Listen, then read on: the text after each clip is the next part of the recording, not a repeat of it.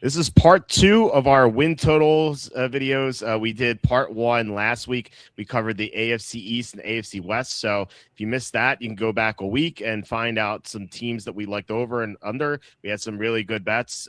We were off like by 3 wins off the totals for some of them. So you can check that out. But I think we might have a better one this week. So can't wait to get to it. We're going to cover, as I said, the AFC North and AFC South this week. So before we get into everything, please hit like, subscribe, comment below, share this video, visit the link in the description for the merch store. As always, I'm wearing something from the merch store. It is our AMC 801 t-shirt.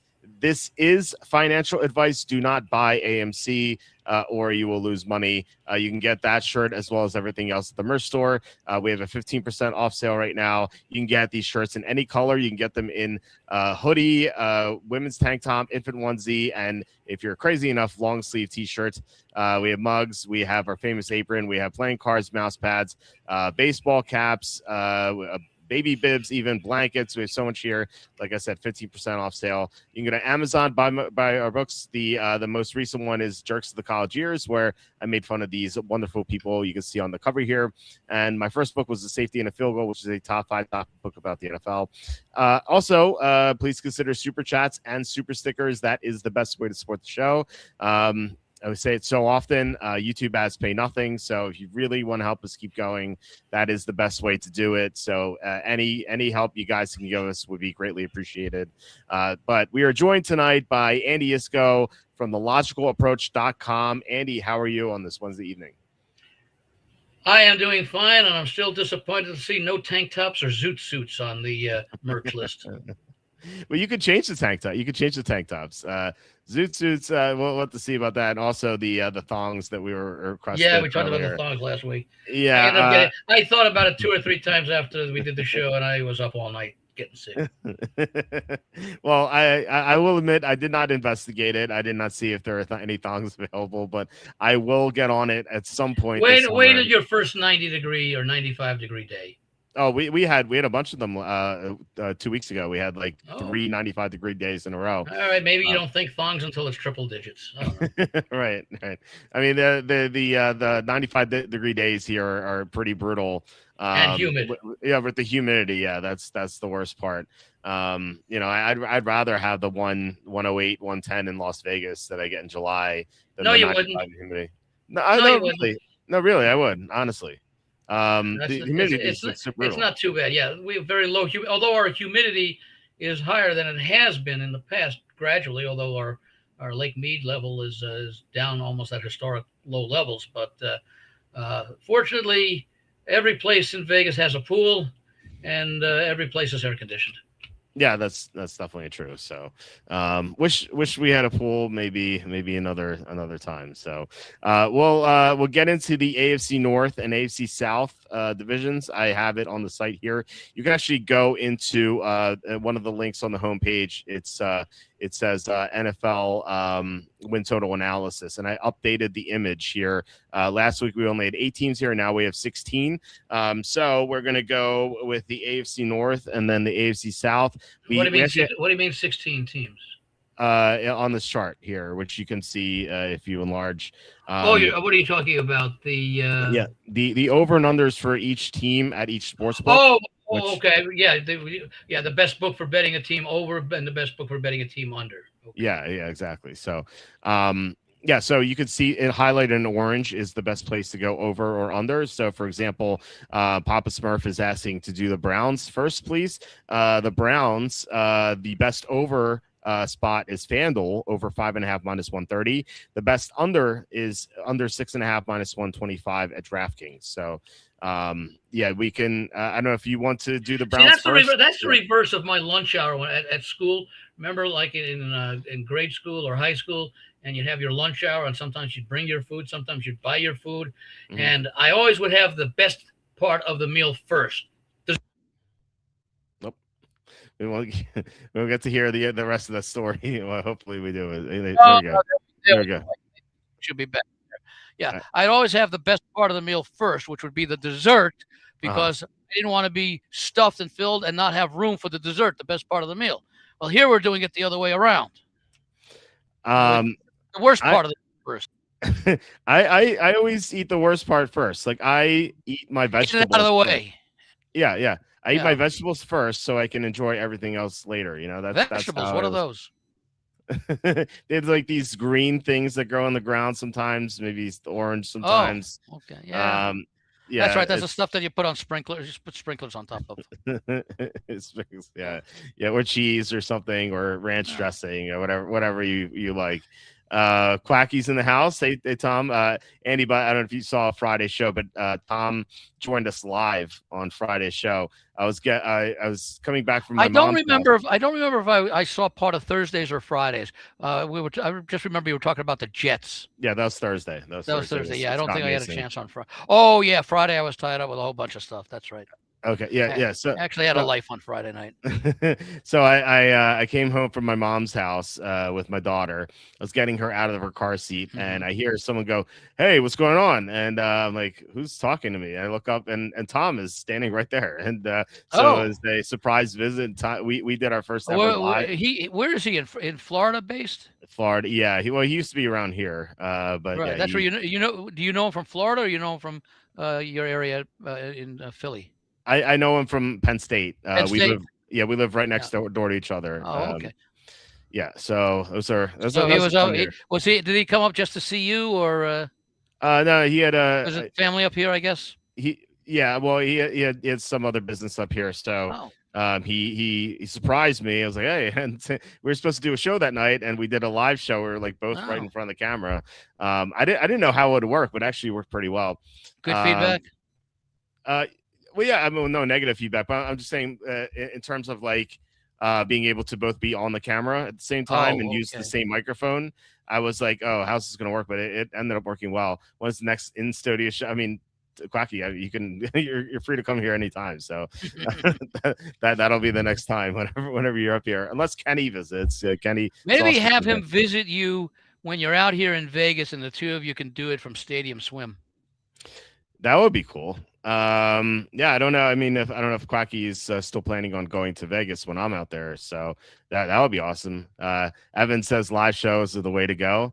Yeah, that Absolutely. it's Yeah. definitely it was really cool experience. I wish we could do more. It's just not very feasible, obviously, but still, it was awesome. That's why they invented Zoom Yeah, and yeah. similar like products. No, it's a StreamYard as we're using right now. Yeah. But yeah, let's get to these two divisions. I don't know if you wanted to fulfill Yeah, we can do Smurf's Cleveland request. first. Yeah, why not? Let's do Cleveland first. I have a Okay, lot of practice writing the letter L. that's true. And says Andy, I invited Walt to come when I'm back, and he says his wife would rather walk on coals than join him over there in August. Yeah. Oh. She would rather sleep on coals than join me. Yeah. Well, that's an okay for Stadium Swim for you. Yeah. It is the funny part is you think I'm kidding, Evan. Anyway. I know you're not. Evan probably does as well. Yeah.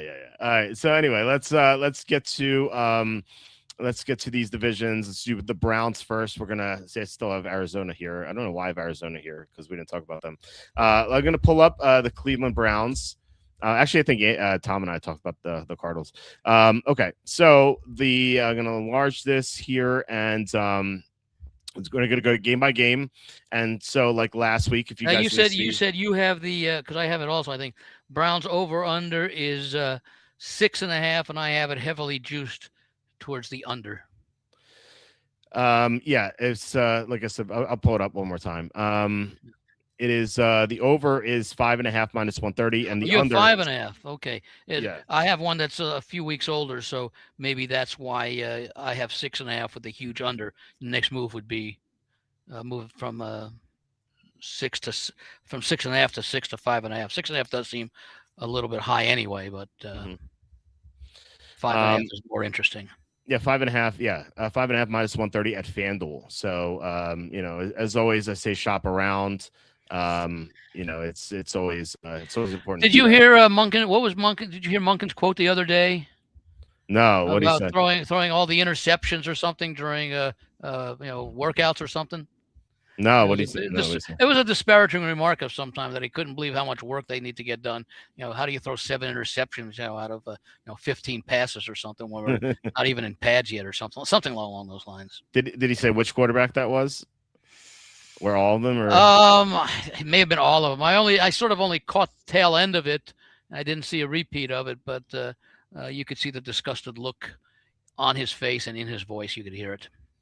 Is this the worst quarterback room in the NFL, or do you think maybe the Cardinals? Probably Cleveland, because you got so much in the way of unknowns. I mean, at least with Arizona, the only unknown you have is are they going to get things worked out with Brissett? But you know that he's going to be there in the quarter. You don't even know who the quarterback is going to be in Cleveland. Yeah, well, they do have a Pro Bowler in Shador Sanders. Just worth noting. At what position? Yeah. Harambe saying worth betting Drake may over 26.5 passing yards touchdowns this season. AJ Brown potential trade is baked in already, but seems like a decent bet given 31 last year. Better OL and weapons, more positive game script. They have a much tougher schedule, so just keep that in mind. And anytime you get the over, if you have the quarterback, if you have the player in question miss a couple of games, then your over's cooked. I would still say with their offensive coordinator, and the fact that he's a third-year quarterback now, his second year as a full-time, 17-game starter. I'd probably look over 20. As long as the vig isn't too high. It's like, they normally set these things at -110 each way.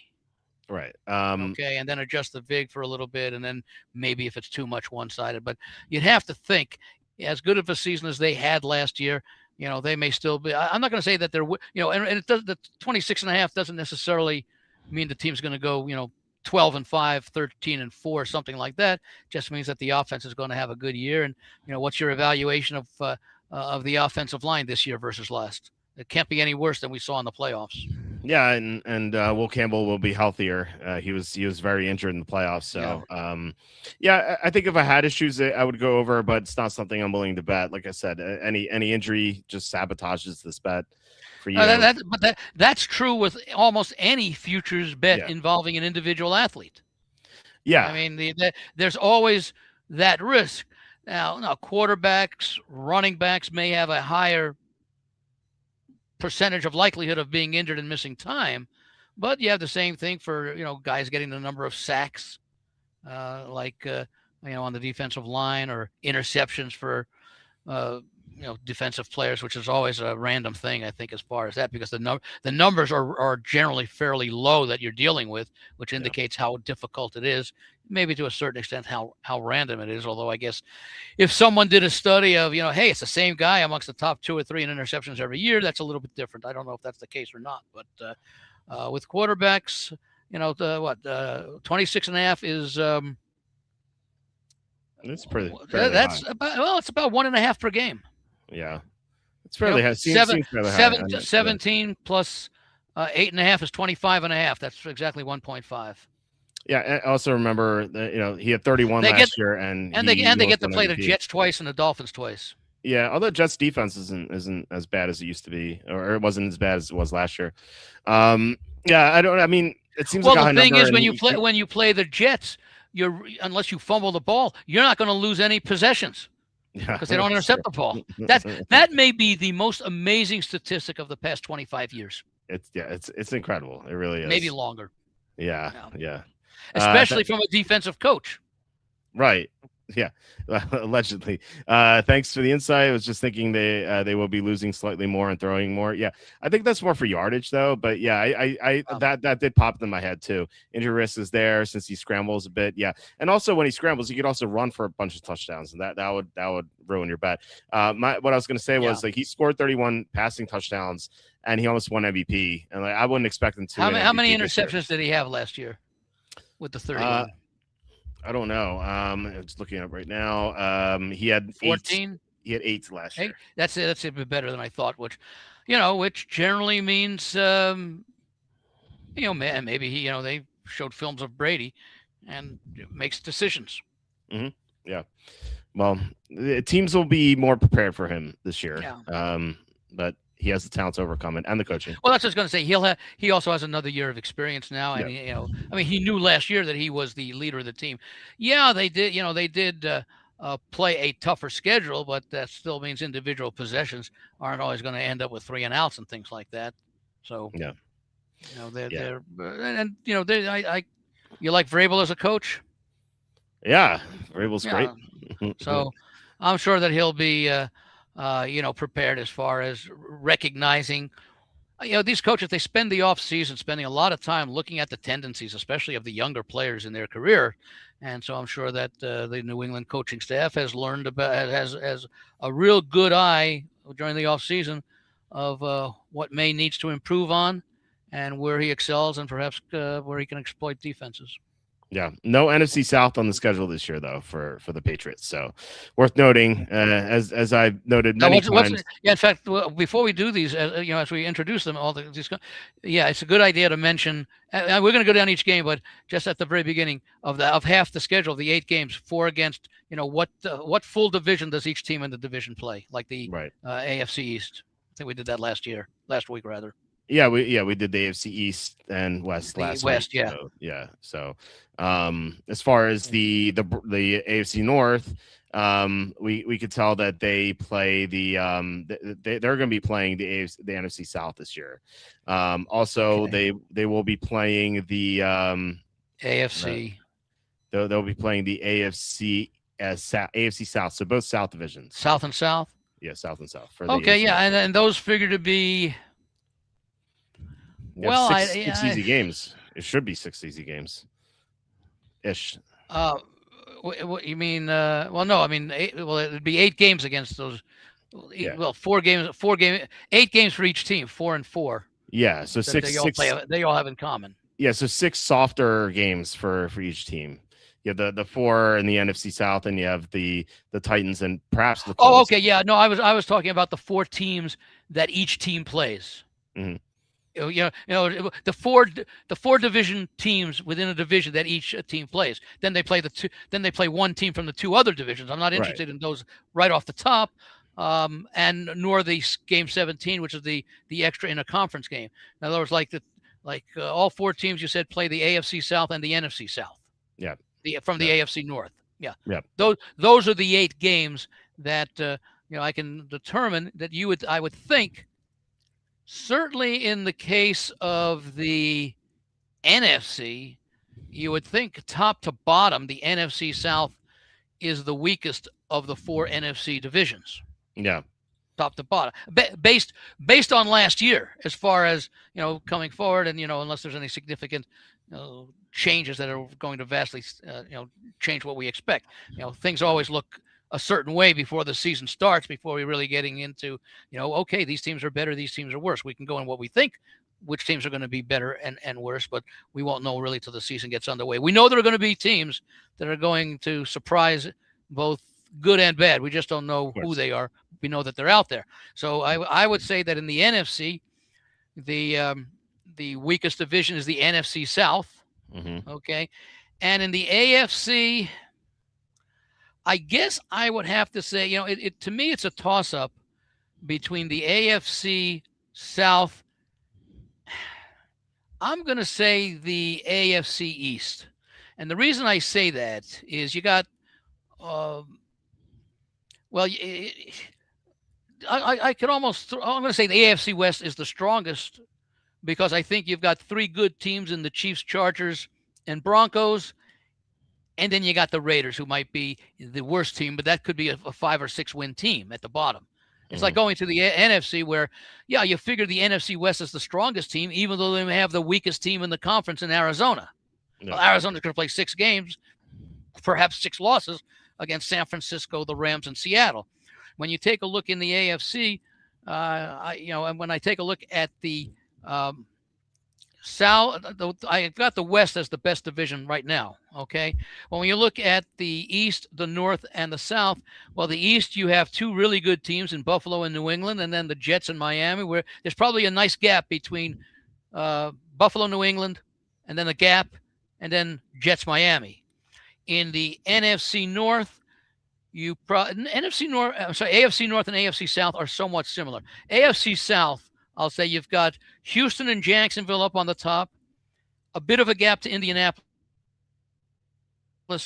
and to Tennessee. In the AFC North, you've got, I'm going to say Cincinnati at the top, Baltimore probably second, and then maybe there's a drop off from Baltimore to Pittsburgh, as there is from the Jacksonville, Houston to Indianapolis in the AFC South.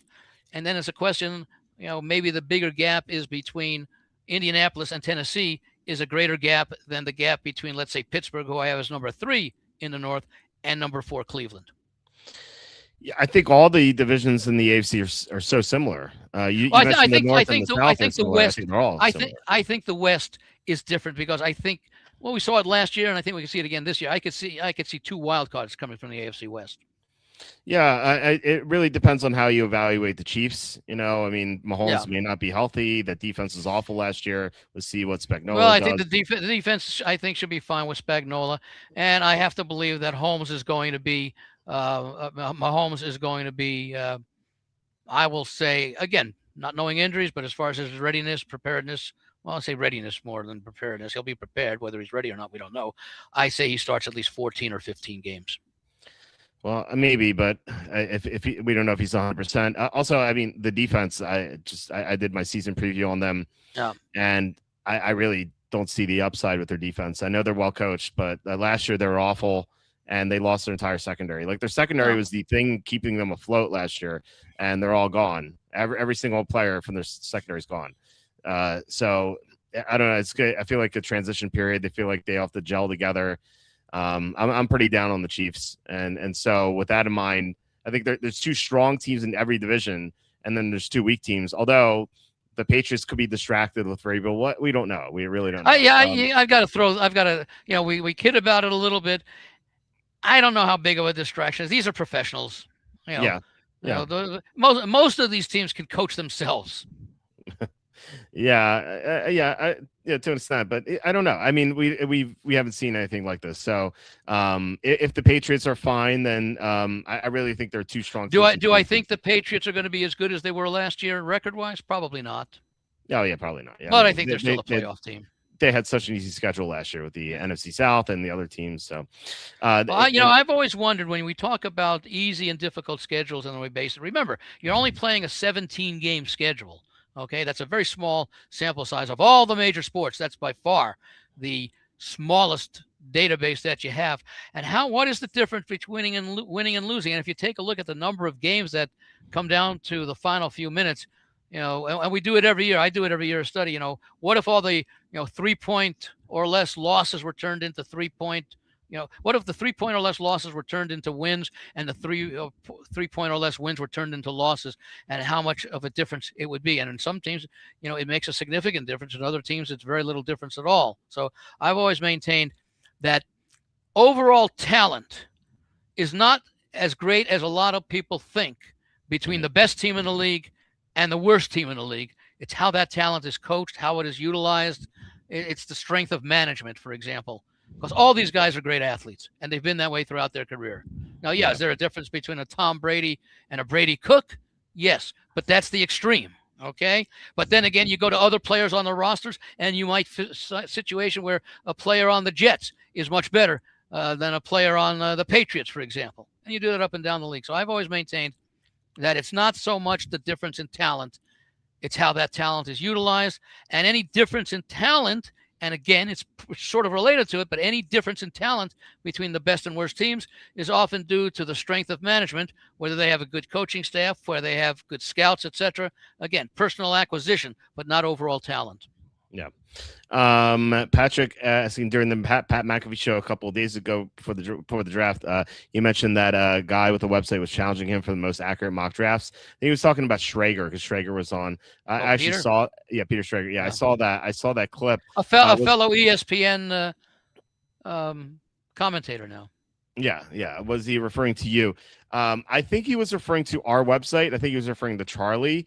But I don't think Charlie reached out to McAfee. I think someone I think McAfee said something about Schrager being the most accurate mock drafter, and then I think someone said, "Wait, Charlie Campbell is actually the most accurate mock drafter." And then, wait, was McAfee praising Schrager or yeah, saying we're better than him?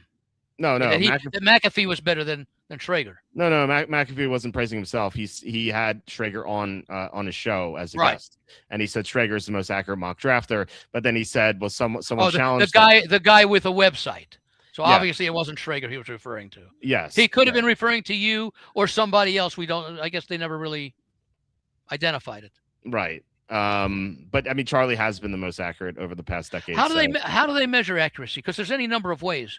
Is it the number of first-round picks? Is it the number of teams that you get correct with the pick in the first round, for example? Is it the number? Is it how far off you are if a player's taken number 2 and you projected him number 3? It's player to team. It's just simple. So it's just player to team. Oh, so in other words, the best theoretically, the winner of such a contest would be how many of the 32 teams or 32 draft picks in the first round went to the team that the mock draft suggested, whether it involved trades or just staying where you are, moving up or down. Did the mock draft get the correct number of players picked by how many teams? Yeah, that's basically it. Yeah, it's reasonable. Yeah. All right, let's get to the Browns. So I was trying to lay as much as possible, but I guess I can't do it anymore. We're gonna have to talk about something else if you'd like. What's that? We can talk about something else if you'd like. Nah, anything that might come up. We got 8 teams to go through. Eight teams to go through. So. That's true. All right. Anyway, so as we did last week, we're going to go through the whole schedule. We'll go win, loss, or toss up. Now, you might be like a toss up. You're just copying out. Well, a lot of these games are toss ups, and so they'll count as half. By the way, we are going to do this again probably in July, and at that point, we probably should turn the toss-ups into wins and losses. That's we'll have had more time to evaluate it because we're doing this, a lot of it. Maybe we've done a lot of the games before. We're going on the air here now, but this is like our first real in-depth or analytical thoughts, and there's still a lot of work to be done. I mean, 95% of the rosters are probably how they are now. There's probably going to be about 5%, which is 5%, which is what, 1 out of 20 that might change. So if it's if there's a 70-man roster that goes through most of training camp, we're talking, maybe 4 players who might be different now than then. And of the 70 players, there's probably only about 53 of them that are going to end up making the opening roster. Yeah, and of course injuries and arrests, and we had Josh Jacobs yesterday. So, I mean we didn't do the Packers yet, so we don't have to change anything. So we'll get to that in 2 weeks. But anyway, we have the Browns, so we'll kick things off at Jacksonville, week 1. Rough scheduling wise here with the weather because they had the 2 Florida teams on the road at 1:00. So they could be dying there in their brown jerseys. The Jaguars, one of the better teams in the NFL. I'm going to give this a loss to the Browns. What do you think?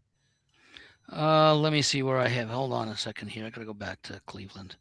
Okay. I also have Jacksonville winning that game. So, I think you've got arguably one of the weaker teams in the league in Cleveland that has been, I'll say, somewhat historically bad. They have had 2 of the 6 years that Stefanski was coaching, they made the playoffs. Yep. And it's amazing in the other 4 years that they even finished the season because of the personnel moves that this team made. So I think Jacksonville is a team that is a legitimate contender, and I think Cleveland is. If they were able to go over that 5.5. Now I don't know where we're going to. We don't count. I don't keep tabs of where I have the team while we're doing it. I think you do, but I normally don't do it till the end, and I don't even take a look at the win or loss numbers till I'm done with all 17 games. But I would imagine that we'll probably have Cleveland down towards around that 5.5 number. But I think coaching change generally is an improvement, but I don't know if you're going from Stefanski, who had look, considering it's Cleveland, he had a nice run there for, 6 years? Yeah.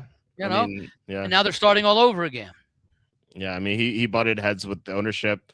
The owners wanted Shador Sanders to start. He didn't want Yeah. Shador Sanders there even on the team. So, Yeah. natural. They naturally moved on from him. So, See, now that's a team that I think, just on the basis of what you said, if I'm a player and I'm in free agency, I don't know that I would want to think about Cleveland, where the owners may. and you broke up Decisions. there. I'm not letting the coach. I was working with the players all spring. Oh, yeah, you're breaking up pretty badly. I think I know what you're saying. Like, if you're a player, you don't want to go there because the owners meddling and stuff. And can you maybe you're back? Can you just talk again?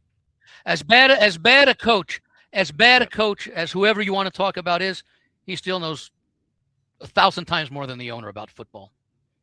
Yeah, I don't know why the owners think they know more about football, but some of them do. Unless you're Tom Brady, who is a part owner of the Raiders. Right. He's the one part owner of football. Yeah. We're gonna get to one of those owners. You're also going with a loss. Yeah. Yeah. We're gonna get to one of those owners in 2 weeks. But in week 2, at Tampa Bay. What division are you? What division is the owner you're talking about? It's the week 3 game. It's the week 3 game.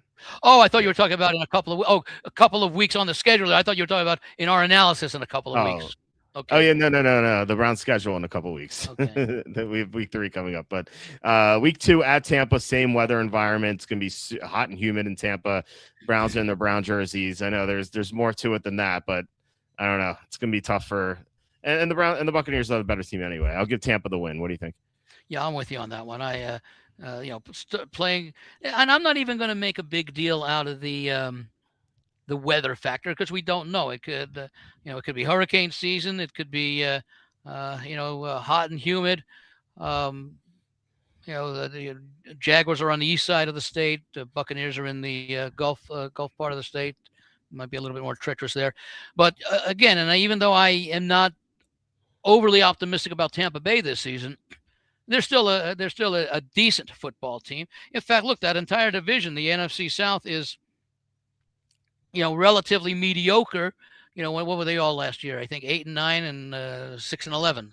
Three of the teams were 8-9, and the Saints were 6-11, and coming on at the end. If it were a 1.5-mile race instead of 1.25 miles, who knows? Maybe the Saints come through. Yeah.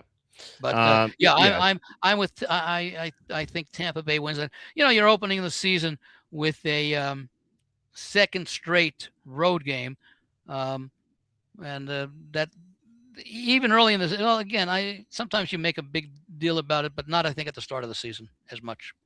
Yeah, unless you're going overseas like the Australia thing to begin. That's right. A different when we get to those teams. Oh yeah, I'm with you on the Saints. Well, we'll be talking about them in 2 weeks, in 2 real weeks.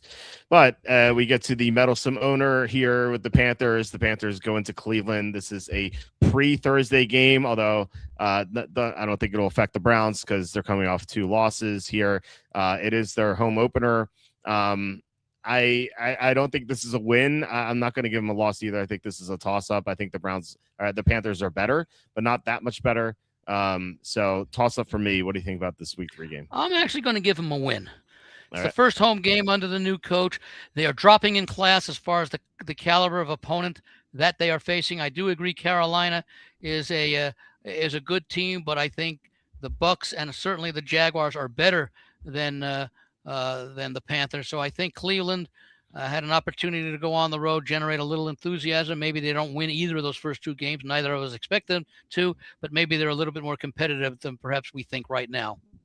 Okay. So I'm going to give Cleveland. If Cleveland's going to get, when you've got a total of 5.5, 6.5, you got to figure that more likely than not, their wins are going to come at home rather than on the road. And what teams on their schedule do they theoretically, you would think, have a better chance of winning? And I would say a team like Carolina is one of them. Yeah, that's fair. I do think this is a toss-up, though. The next game, another home game for the Browns, it's Thursday night. The Steelers go into Cleveland, where they've had severe issues winning. Boswell can't kick in Cleveland Stadium. Last year, the Steelers they didn't have to win the game, but it was they could have clinched playoff berth, and they lost in Cleveland in Week 17. And traveling on a short week could be tough. I'm actually going to give Cleveland the win here. What do you think? That's funny because I'm going to go the opposite of what I just said about the last game, and I'm going to give them a toss-up. Oh, okay. Nice. Why toss-up here? Okay, you're giving Cleveland the loss here. No, Cleveland the win. Cleveland gets the win. Oh, I'm sorry. You're giving. Okay, yeah, I've got it the other way here. I've got the toss-up, and you've got the win.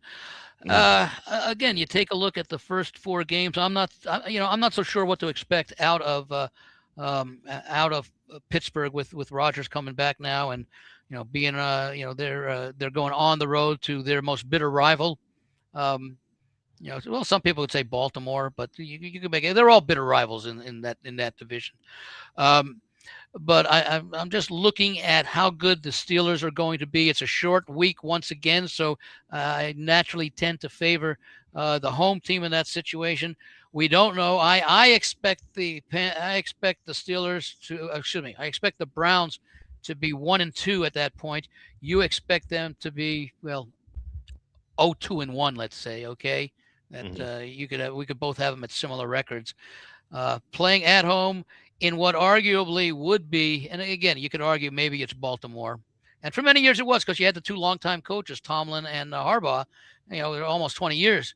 It was a 2-team rivalry with the same coaches and to a great extent the same quarterbacks for a good part of that time that overlapped. So I think this is a winnable game for Cleveland. I like it maybe a little bit more, especially if they happen to beat the Panthers and are 1-2. That would have gotten a little bit of the bad taste of those 2 road losses in Florida, settled behind them.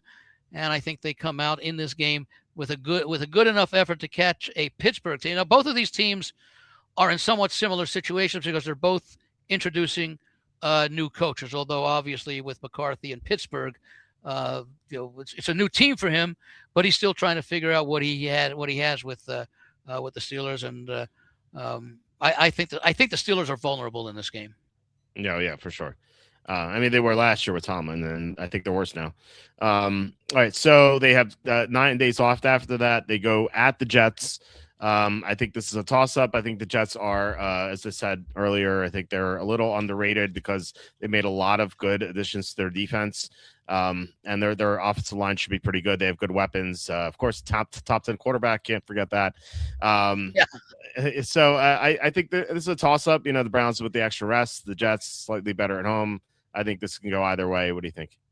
Like the Jets in this one. I think when we did the Jets, I did have this as let's see what we have on the Jets. I had the Jets, I think, with 5 wins. You had them with 5.5. And this was win number 2 for the Jets after they beat Miami to open the season and then lose 3 straight. Mm-hmm. Yeah. Okay. I think with the extra rest, I think it might tilt me to toss up, but the Jets would be favored here. Obviously. Well, you've got it as a toss up, right? Yeah. Okay. That was toss up.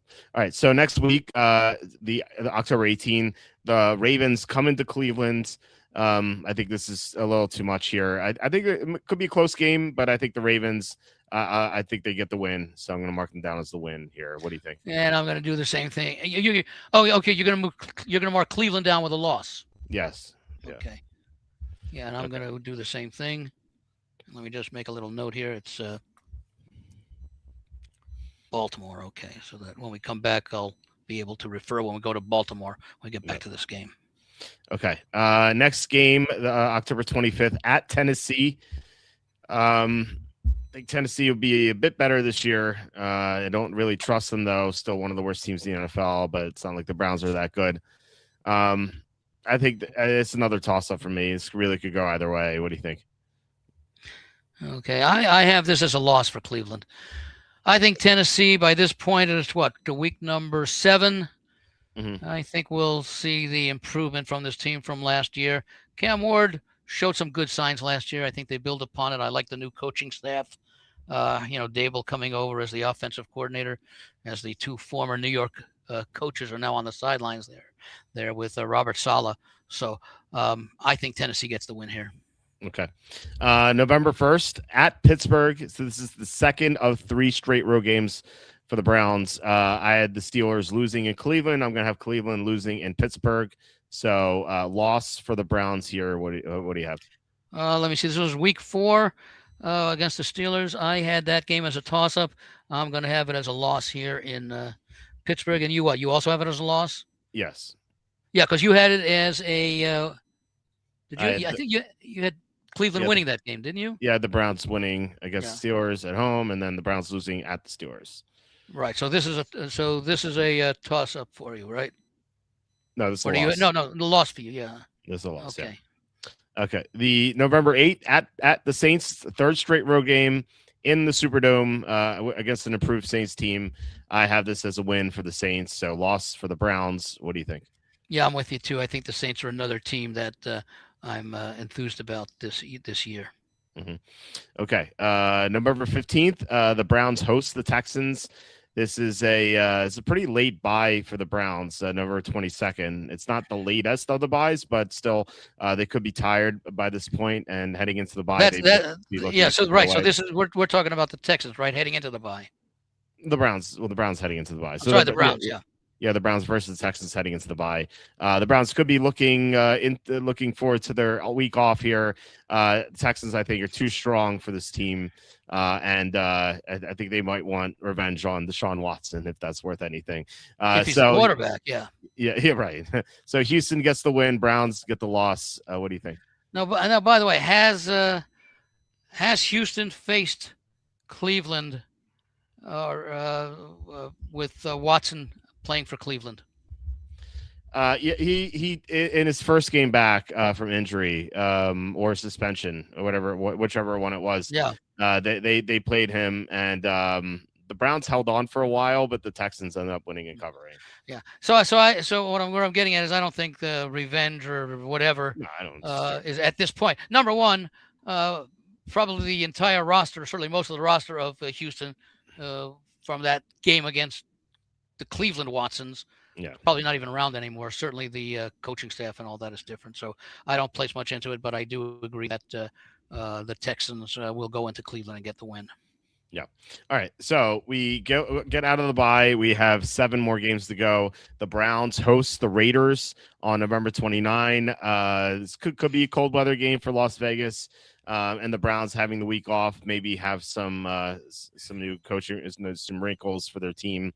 I have I can't remember who I had for the Raiders here because we did them last week. The Raiders will be stronger in the second half of the season, so I really could see this going either way. So I'm going to say toss up for me. Yeah, I'm trying to see. This is week number. It's should 12? be 13. It should be 13. 3, 4, 5, 6, 7. There are no week 13. Yeah, this is week 13. There are no week 12 buys. No, I'm just taking a look because I have it. I don't have it numerically here. 4, 5, 6. This is week 12. Oh, I had it as 13. No, it can't be week 13. No, it can't be 13. That's when the Raiders have their bye. Yeah, so Bengals. This is week 12. Yeah, this is week 12. And let me see. I had a toss-up for the Raiders, which is what I was thinking of for this game, and that's consistent with what I had for when we did the Raiders last week. It was a toss-up. And you have this one as what? Also a toss-up. Oh, okay. Toss-up. Okay. All right. December 6th, the Bengals come into Cleveland, which has been a house of horrors for Joe Burrow. Myles Garrett just terrorizes him all the time in Cleveland. And Joe Burrow won here last year in week 1, but it was a struggle. They got outgained by 200 yards.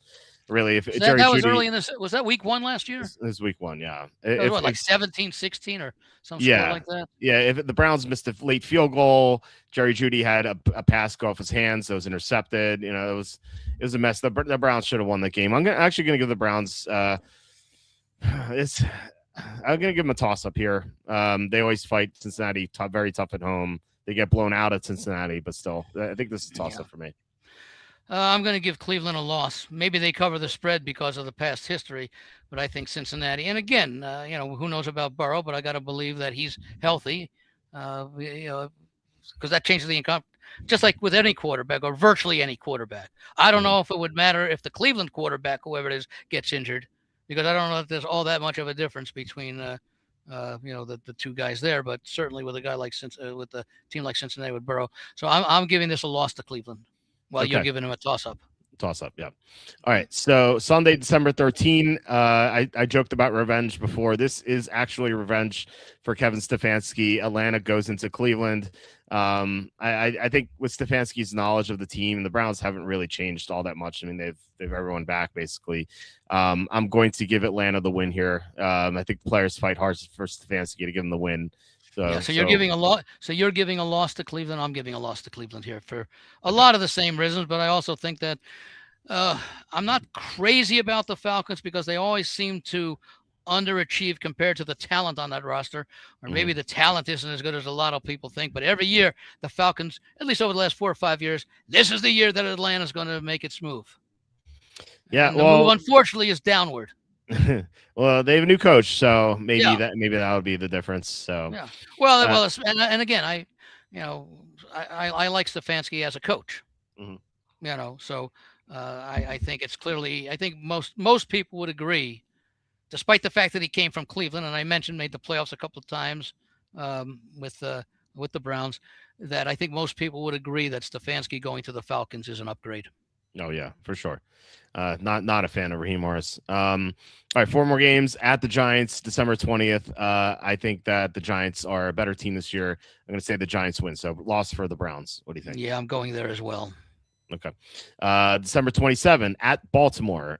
Definitely a loss for me. What do you think? Yeah. Okay. Sunday, January 3rd, the Browns host the Colts. I think this is the Browns' final win of the year. This is a cold weather game. The Colts, obviously they live in cold weather, but they play in the dome. So I'm going to give the Browns the win here. What do you think? Yeah, I've got them winning as well. Okay. And then the finale at Cincinnati. A chance that Joe Burrow and everyone else sits because we think they're going to be better. But for the sake of argument, let's say they're going to play. I have the Bengals winning this game. So a loss for Cleveland. So I have, let me see, one. Wow, I only have 2 wins for them. 1, 2. 2 toss-ups, which equals 1 win. So you should have me with 3 wins for Cleveland. 3, yeah. That's why I have 4.5 for myself. So you have 3. So the under for you. You're at 4.5.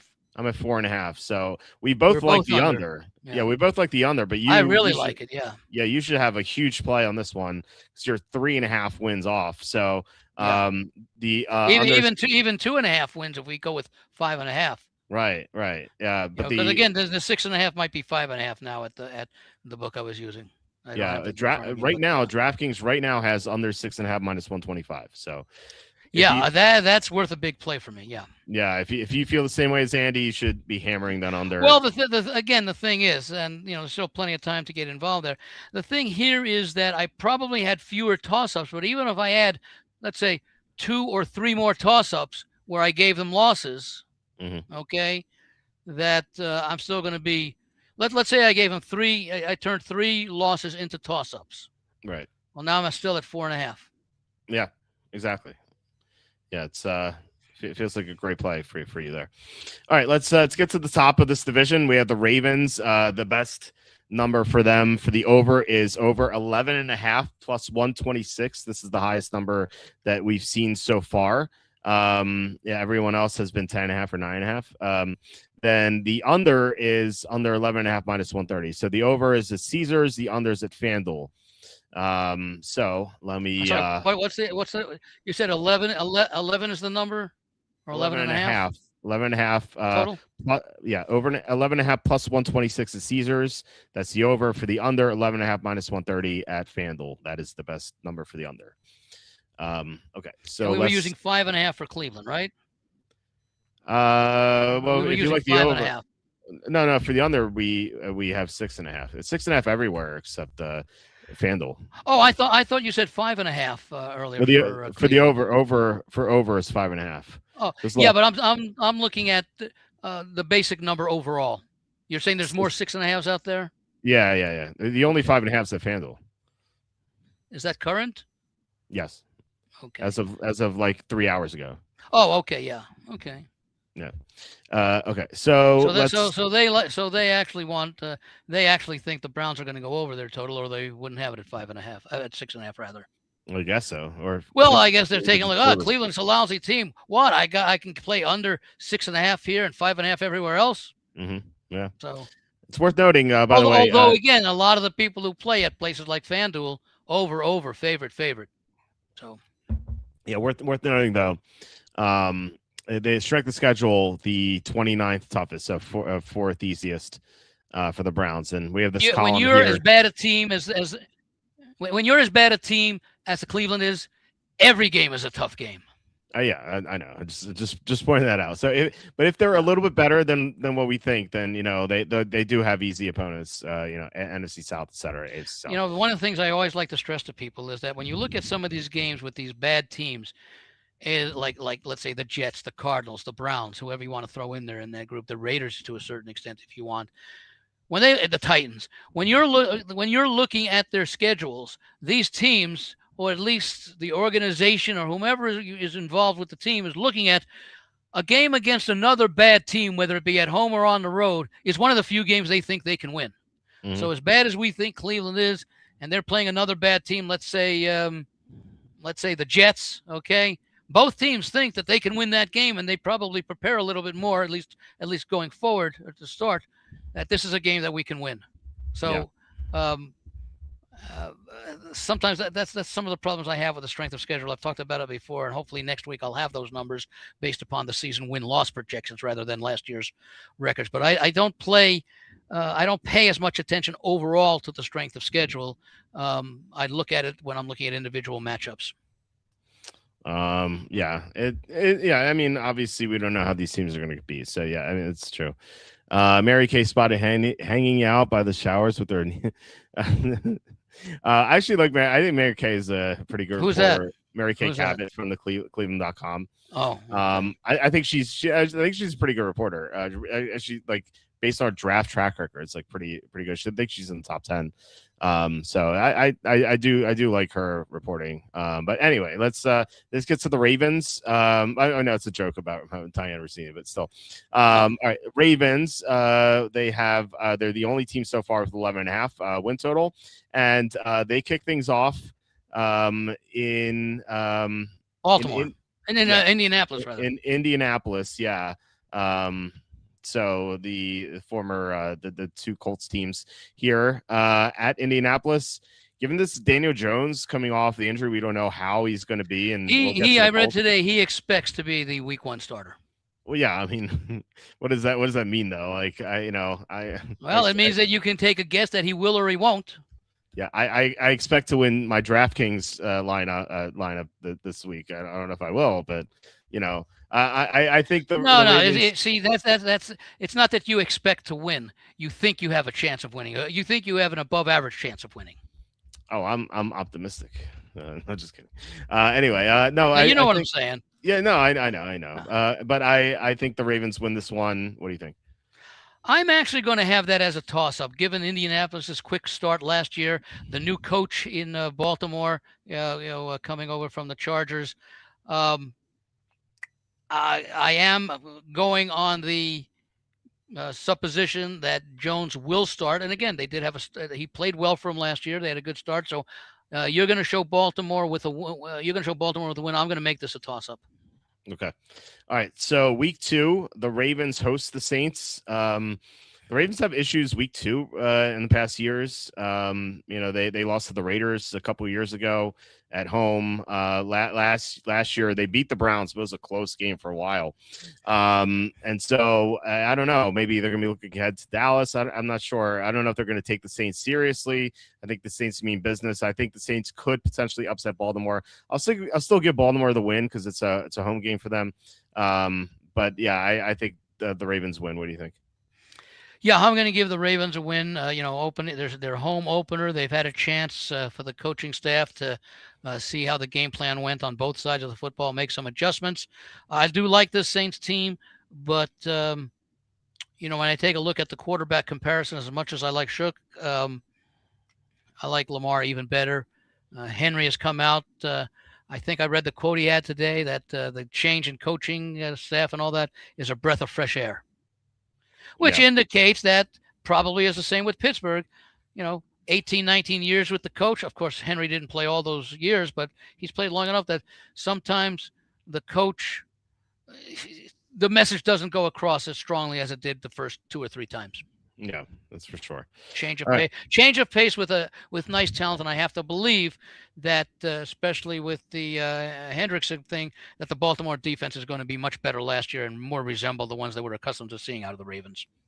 Yeah, I think so. All right, so week 3, they play Dallas in Brazil at the Macarena Stadium. I think with Dallas's coaching experience, they might be better prepared to travel overseas than the Ravens with the new coach. Just a guess. I don't know. I think maybe a slight edge to the Cowboys. I'm gonna make this a toss up actually, because the Ravens are the better team in my opinion. What do you think? I like the makeup of this Dallas team. I like their draft choices. I like the fact that unlike Cincinnati in years past, the Cowboys nicely addressed their glaring weakness that kept them from being a playoff team last year. So you have Dallas winning? I've got Dallas winning that one, yeah. Okay. The neutral site. Okay, week 4, the Ravens host the Titans coming back from Brazil. I'm not sure how this is going to affect them rest-wise. It's a shorter flight, and there's really not much of a time difference there. So I'm going to give Baltimore the win. Maybe Tennessee covers, but the Ravens win. What do you think? Yeah, I'm not sure about the Titans covering, but I do like the Ravens to win this game. I can't really think, if the Titans versus the Texans, it's a different story. Because I was trying to think, can I come up with a reason why I think the Titans could be competitive in this game? Number 1, they're the better team. Number 2, it's a division rival. Number 3, they could be coming off a loss against Dallas, which means we should get a good effort.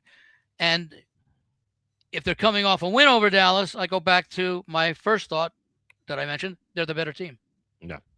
All right. Week 5 at Atlanta. I think the Ravens will take this one. I think they're the much better team. What do you think? Okay. You got the Ravens winning that one? Yeah, in Atlanta. I'm going to give that one a toss-up. Really? Yeah.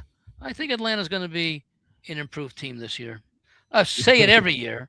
You just did the meme that you said before, whereas everyone says Atlanta's gonna be better. Yeah, and I think again you're getting a new coach going on the road 2 weeks after being out of the country. This just seems to me, it seems like a spot for the Falcons. Okay, fair enough. Okay, so Sunday, October 18th at the Browns. I already gave the Ravens a win here. What do you have? You also, I think you gave the Ravens a win as well.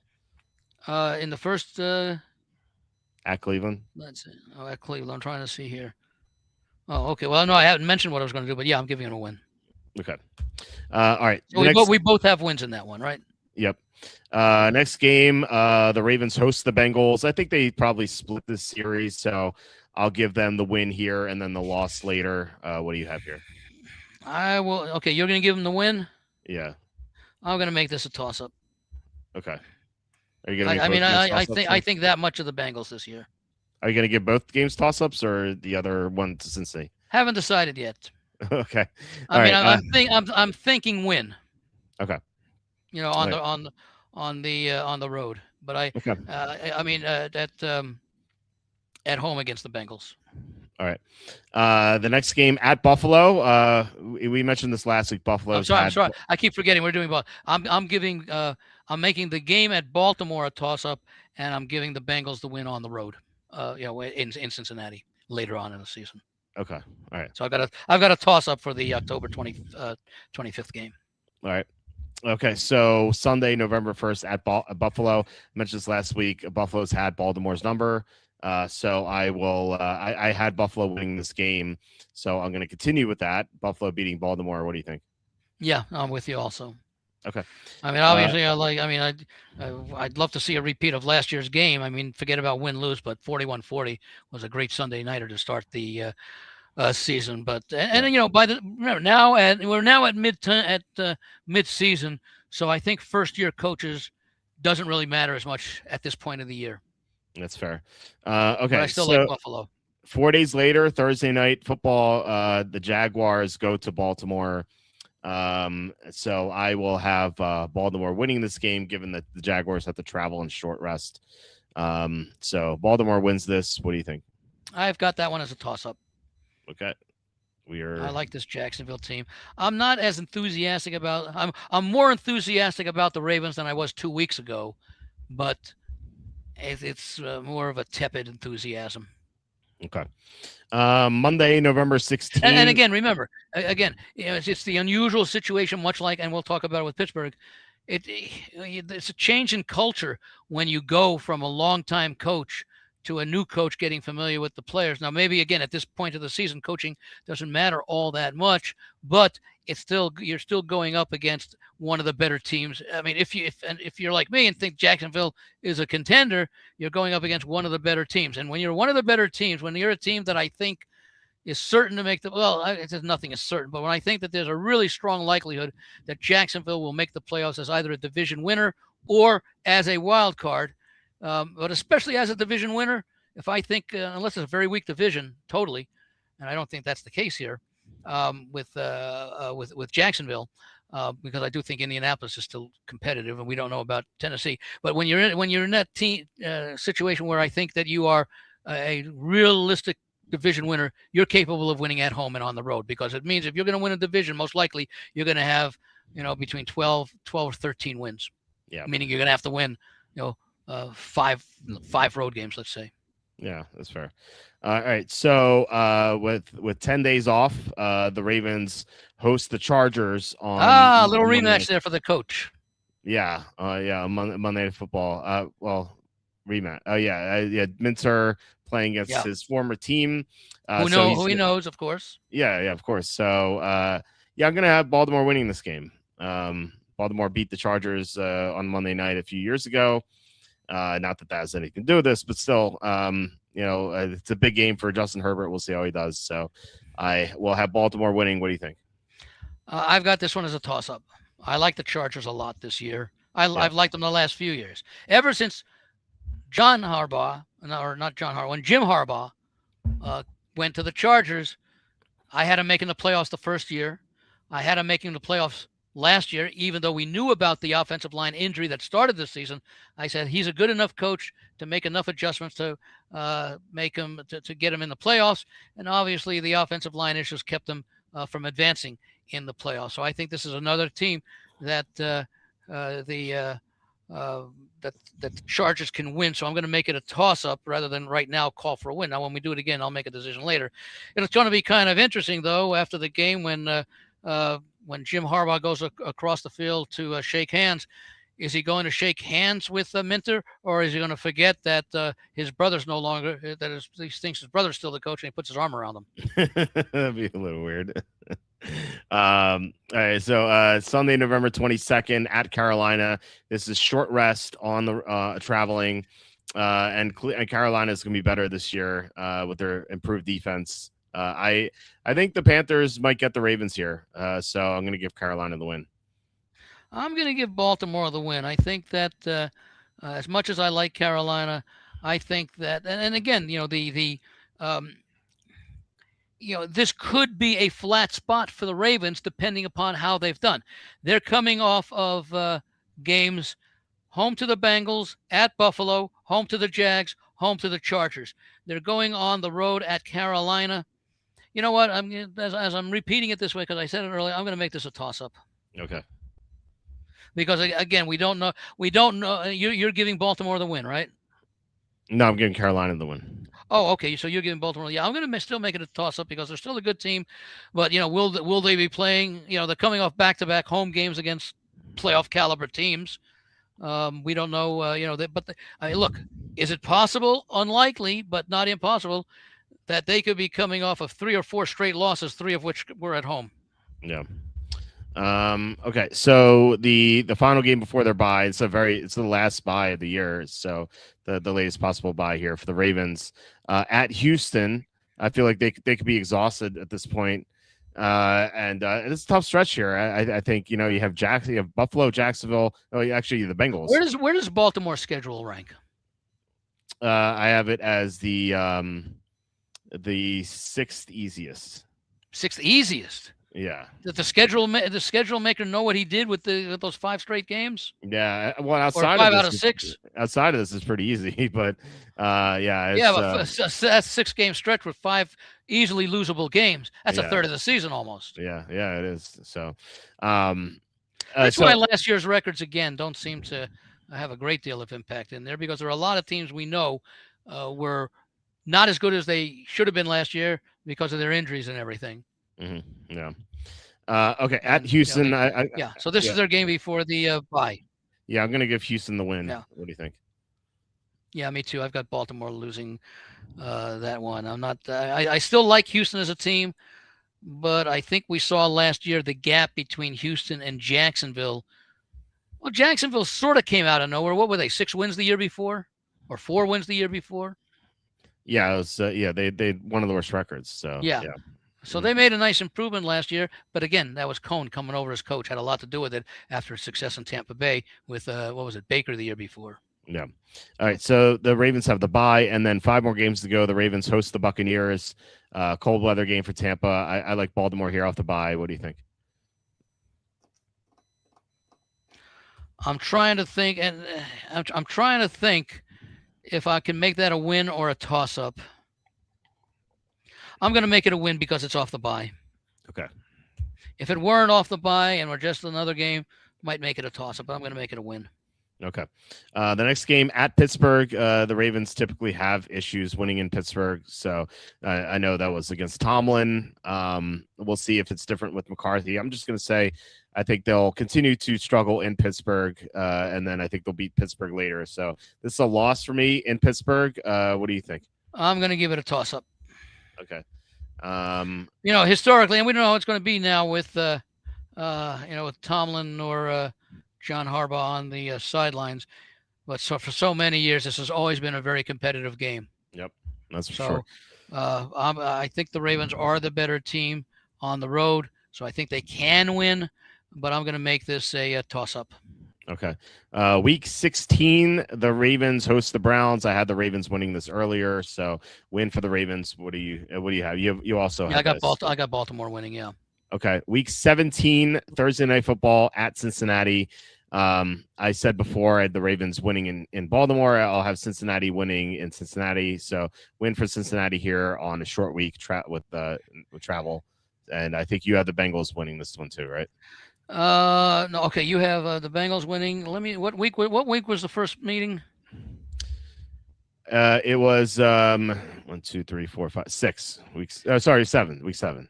1, 2, 3, 4, 5, 6, 7. I had it as a toss-up. Mm-hmm. See, it's like I try to forget what I say earlier because I'm trying to, be objective here. And my first thought, without going back to see what I picked, was toss-up. Okay, for this game. For this game, yes. So I've got a toss-up for both meetings. Okay. Now that'll change when we do this again in 2 months or a month and a half, because I'll turn those toss-ups into wins or losses. Right. I'm just not prepared to do it yet. Right. Okay. So you have toss-up. Yeah. Okay. And then week 18, Ravens hosting the Steelers. As I said, I think they beat the Steelers in Baltimore. So going to give that a win. And what do you have? Okay. So you're giving Baltimore a win. Mm-hmm. And I'm going to give it another toss-up. Another toss-up. Okay. So which I think is what I did before. Okay. So you have, according to my numbers, you have 9.5. So you can check that. Okay, let me see here. 1, 2, 3, 4, 5, 6, 7, 8, 9.5. Yes. 9.5. I have 11.5. So we are off by 2, but I'm right on the dot with the win total, 11.5. So you would like the under here. Would you? I haven't decided yet because I do have so many toss-ups in there. I only have them with 1, 2, 3, 4, 5 wins that I feel comfortable about. Mm-hmm. Okay. And my initial thought was, considering that you're going from a veteran established coach like John Harbaugh to an untested coach who comes highly regarded but has never been a head coach before, that there could be some growing pains. Pittsburgh, I think, in the division, I think Pittsburgh is still a formidable team, especially when you consider that when they went from Tomlin to McCarthy, once again, they went to a coach. Well, effectively, he's won a Super Bowl along with a quarterback. That, and we know the history of Pittsburgh not having had a losing season since before Tomlin came along, which is almost 20 years ago. And that must say something, whether it says something about Tomlin or just maybe the organization's ability to put together teams that know how to win, whatever that chemistry, that intangible is. I felt when I saw the win total without even looking at who they were playing, I said 11.5 seems too high for the Ravens. Okay. Well, 11-6 seems like it could be worse than that, but 12-5 I think is very difficult for them. 11-6 I think is possible. I think this team's really good, and I have them at 11.5 on the dot. So this is not a play. What do you think about their defense? I think it should be great this year. Okay. I love their defense. So you would you bet the under 11.5 minus 130? Not sure yet, because I've only got 5 wins, meaning that I've got 8. I must have 8 toss-ups to go from 5, 9 toss-ups to go from 5 plus 4.5. 4.5 is 9 toss-ups. Yep. So okay. If I were to just blindly go right now, I'd probably play under. Okay. All right. Well, we'll move to the Bengals. In other words, the way I'll look at it this way: do I think it's more likely that the Ravens go 12-5 than they go 10-7, or 11-6 actually? And I think 11-6 is more likely because I could see 10-7 also. Okay. All right. What they go last year? 9-8. Or 8-9. I think 8-9. No, I think. Or it was 8-9, or did they tie at 9-8 and Pittsburgh won tiebreaker? No, I think they needed the win to tie. Okay. Yeah, they 8-9. Yeah, they were 8-9. Yeah. They were 8-9. Okay. Yeah, because the Steelers went 10-7, and so if Baltimore won that Week 18 game, they both would have been 9-8, and Baltimore would have had the tiebreaker. Yeah. So now they went 8-9, and now they're being expected to go 3.5 better. You know, it's a lot different to expect a team to go from 7 wins to 10.5 wins than to go from 8 to 11.5, because the margin for error is less when you're already starting at a higher number. Yeah. So that's true. That's the concern I have. Okay. All right. Well, we'll get to the next game here. So the next team, Cincinnati.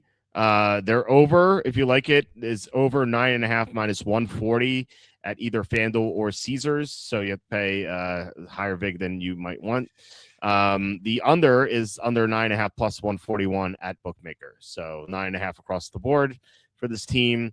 And we both like the Bengals, so I assume that we're both going to be over for the Bengals. But we'll run through the schedule. Let me put it this way: my initial thought is I'm going to be over, but let me see how it works out on a game-by-game basis.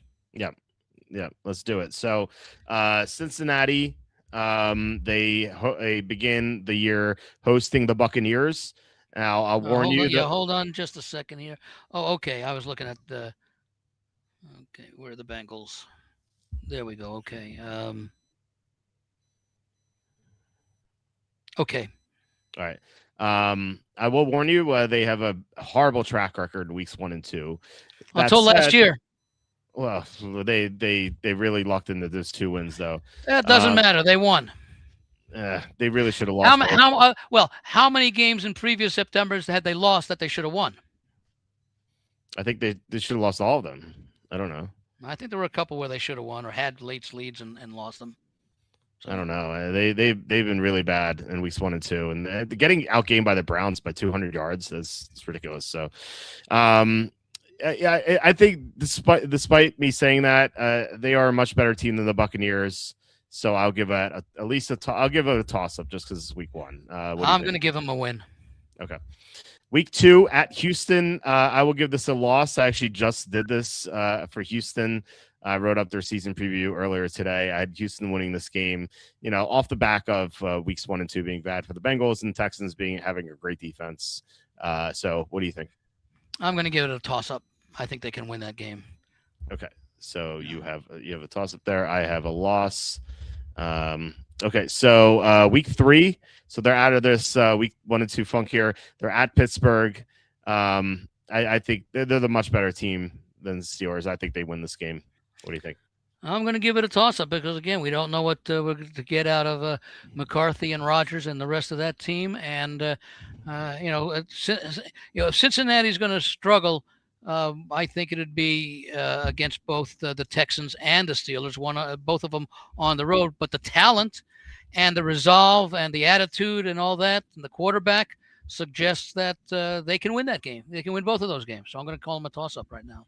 And you're going with what? You're going with a win for Cincinnati? Yeah, I think the Bengals sweep the Steelers. Okay, you're starting toss-up, loss for Cincinnati, toss-up, loss, and win. Yes. Okay. Okay. Week 4, they play the Jaguars at home. Potential AFC Championship preview.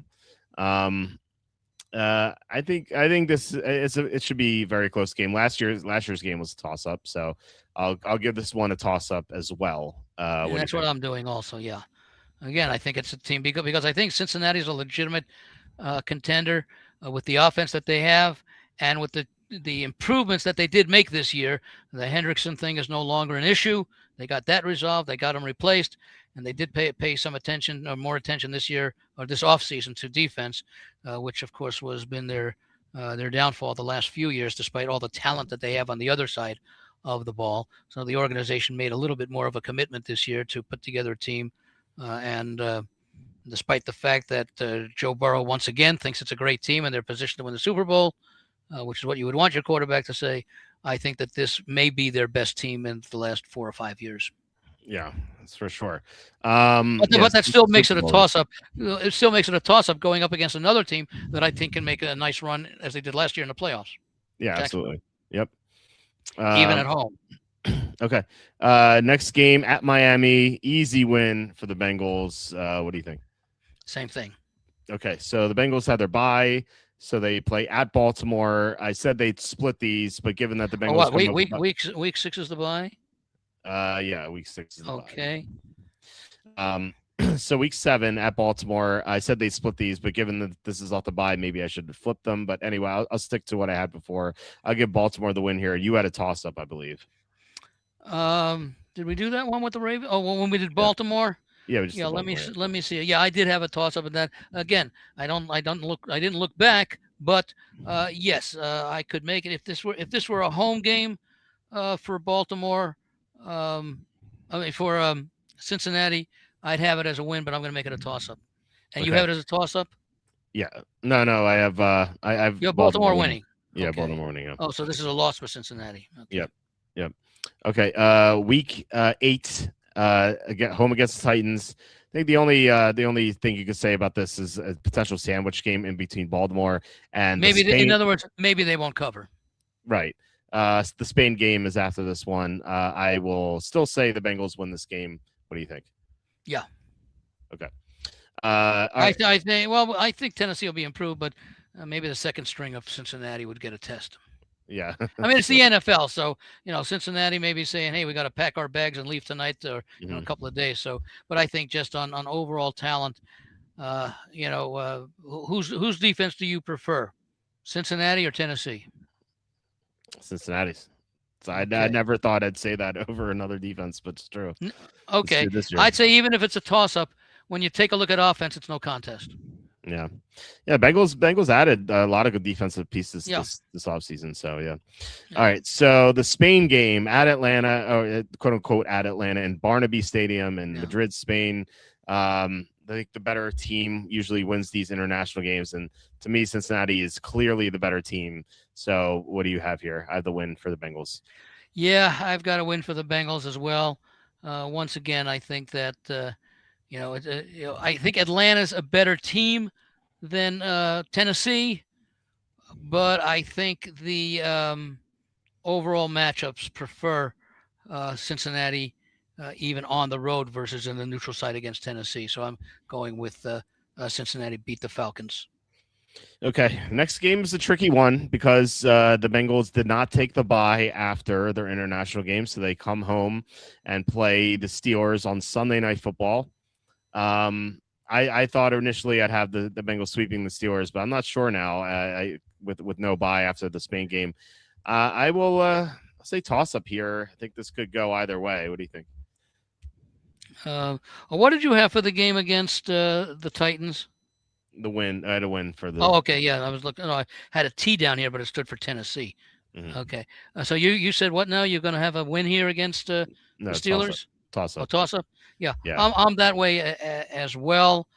Again, we'll know a little bit more about the Steelers at this point in the season, but I believe in the first. See, when I probably come back and do these games where I've got toss ups in both meetings, when we come back later, and it's going to have the same impact overall, I'm going to turn one of them into a win and one of them into a loss. I just haven't decided and it's not necessarily going to be the home team. It's going to go back with more of a detailed look at the 4 or 5 games, the 2 before and the 2 after, where it fits in situational wise and venue wise. So right now I've got it also as a toss up because I had the first meeting as a toss up as well.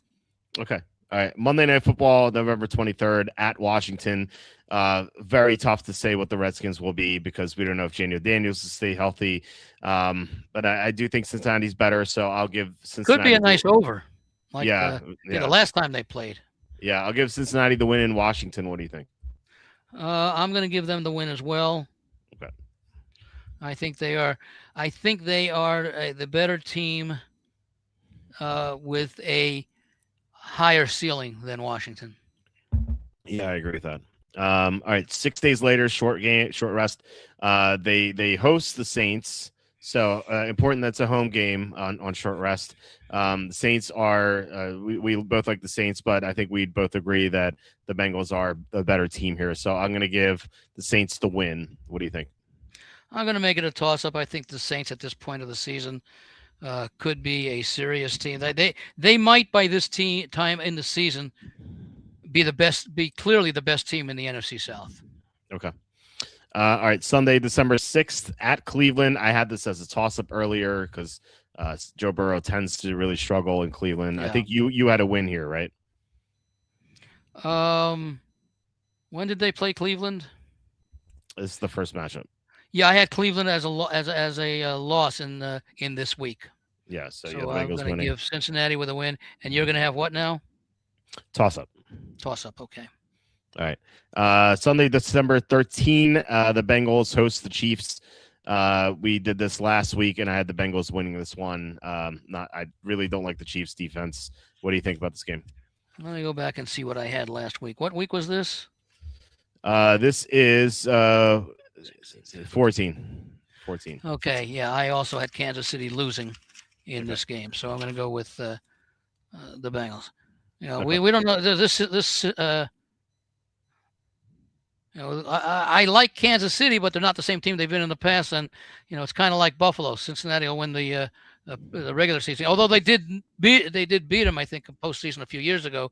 But Kansas City is the team you look to play in the postseason. I'm not sure about that this year, but yeah, I will go with Cincinnati. And you're also going with Cincinnati? Yes. Mm-hmm. All right. Week 15 at Carolina. I could see this being, if they come off the win against the Chiefs, could be a flat spot for them, but they are the better team. So I'll give this a toss up. What do you think?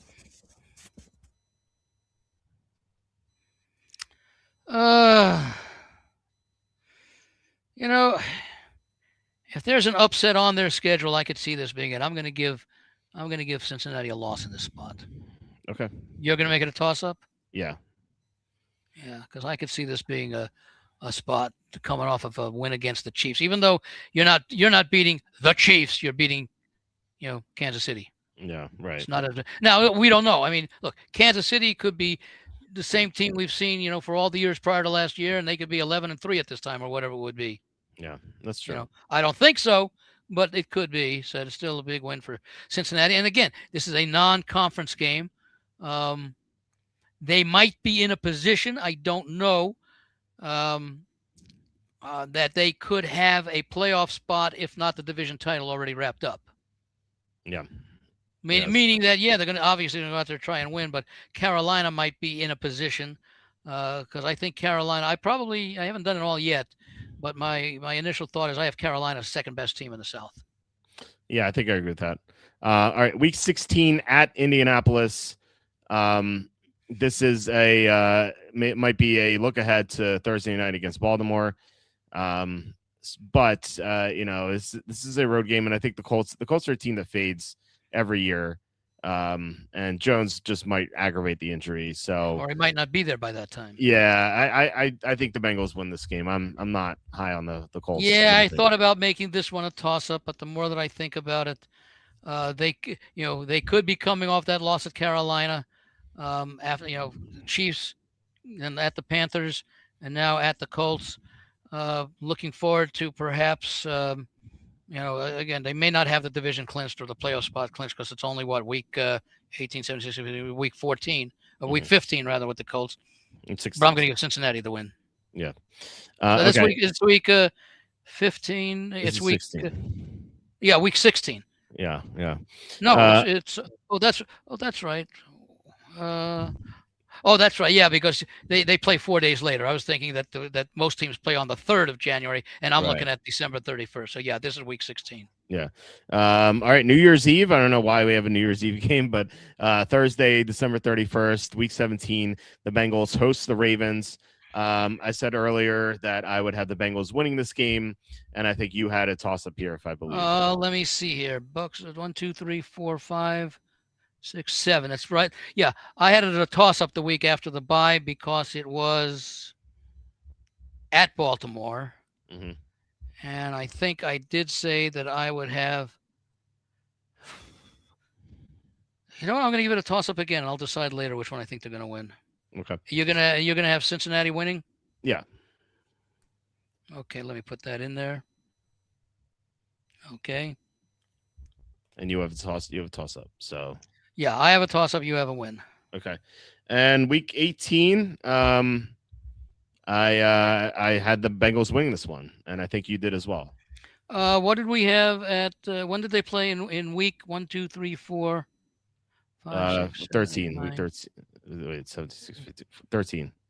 Week 13, 18, 17, 16, 15, 14.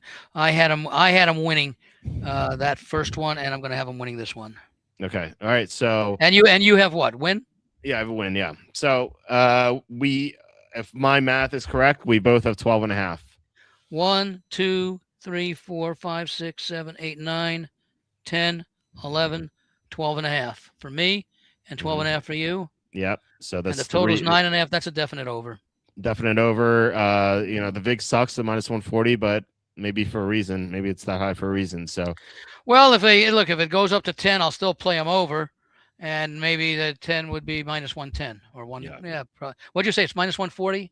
Yeah, at FanDuel and Caesars right now. Yeah, so if it dropped it to 10, and a lot of these places you can bet over 9.5, 10.5, 11.5. Yeah. A lot of you notice, especially what I've noticed with DraftKings and FanDuel, and do you bet with them at all? Oh yeah, all the time. I mean individual games. Yeah, all the time. I notice a lot of times on the individual games, they always have half points. In other words, they always want a decision. Mm-hmm. Yeah, I've noticed that too. As opposed to, maybe there's an occasional situation where a game will sit on 3, and they won't move it, to 3.5 or 2.5, and they'll just stick it on 3 and be satisfied with a push. But I noticed that, and I've noticed more places that put season win totals out are doing the same thing. Yeah, I mean, who wants to push? Feel like you want a result. Well, I want to push rather than a loss. Yeah, I know. Yeah. But I'd rather, but unless you think you're going to go perfect and all that, and it's not going to matter.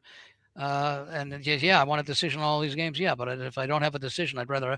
In other words, sometimes it's more for an individual game basis on some key numbers where I'm willing to accept a push rather than a win, because I don't. But I'd rather take a push than a loss, but obviously a win more than a push. Yeah, that's so it depends. True. It depends what I do with the, with the VIG, depending upon the over under, or the point spread goes. All right, so we both like Cincinnati over, and we'll get to Pittsburgh, in the final team in this division. It's 8.5 in every book except for FanDuel. So FanDuel, if you like the over, you can get 7.5 minus 130. If you like the under, you can get 8.5 minus 120 at DraftKings. So that's what I would think is the best number. I think that's usually 60 cents per win usually. Roughly 50 to 60. Yeah, so that translates 7.5 minus 130 translates to the best number for the over. So now let's keep in mind, and I'm sure that you will let your father-in-law know about this, is that the Pittsburgh Steelers have won at least 8 games going back to the entire tenure of Mike Tomlin. I think one year they were 8-8, and I believe another year they were 8-1. Mm-hmm. Yeah, different coach now though, so we'll see. No, that's what I'm saying. But let's keep in mind that we're going to be hearing about that, and the big story is: will the Pittsburgh Steelers have their first losing season since the year before Ben Roethlisberger got there, or whatever it was? Right. All right. The year before Terry Bradshaw got there. Yeah. All right. We'll kick things off. The Steelers host the Falcons in week 1. Let me just get over to that one. Okay. Yeah, let me just see. Steelers. Okay. Pittsburgh. Mm-hmm. Okay. They host the Falcons. They always beat the Falcons. Yes. Yeah. I'm going to go with a win. Yeah, new coach for Atlanta. Although the Stefanski knows the Steelers, I guess, but the Steelers have a new coach, so maybe that kind of thwarts that. Oh, both teams have new coaches. Yeah. But they both have head coaching experience with a modest degree of success. Some people would say more than a modest degree of success with McCarthy. He just hasn't been able to get him all the way, except for that 1 year with Green Bay, and then quick eliminations with Dallas. So you're going to go with a win as well. Yep. So week 2 at the Patriots. This is a revenge from last year where the Patriots probably should have beaten the Steelers, but they fumbled like a million times in that game, and yet they still almost won. I think the Patriots win here, so loss for the Steelers. What do you think? Yeah. Okay. So you got a loss also. You got a loss also, right? You got the Patriots winning that one. Yeah. Yep. Week 3, the Steelers host the Bengals. We just did this game. I had the Bengals winning here. What do you think? Okay, this is week 3. Let me get up here. I think you had versus the Bengals at home. Yeah. I did have a toss-up. Yeah, toss-up. Okay. And you have what? You had the Bengals winning? The Bengals. I have a double there for you, and that was against Pittsburgh. Okay. Okay. Week 4 at the Browns. This is Thursday Night Football. They're traveling. They usually, I said this earlier, they have issues at Cleveland. I had Cleveland winning this game, and I think you might have a toss up. What do you have? I had a toss up, and you had the win. I had Cleveland winning. Oh, I mean, I'm sorry, Cleveland win. Yeah, you have Pittsburgh losing. You have Pittsburgh at 1-3. I have Pittsburgh at 2-1 with a pair of toss-ups there and a loss. Right. Okay. Week 5, the Steelers host the Colts. That would be what? That would be 1.5. You have 1.5. Yeah. All right. Week 5, the Steelers host the Colts. They'll have extra. No, sorry, 2-2. 2-2. Yeah, they'll have extra prep time here for the Colts. They beat the Colts at home last year pretty handily. I think they do it again. What do you think? Yeah, I'll give them a win against Indy. Okay. All right. So you have a win also for Pittsburgh, right? Yep. Okay. Okay. Next game at Tampa Bay. This is before the France game. So I'm gonna give Tampa the win. What do you think?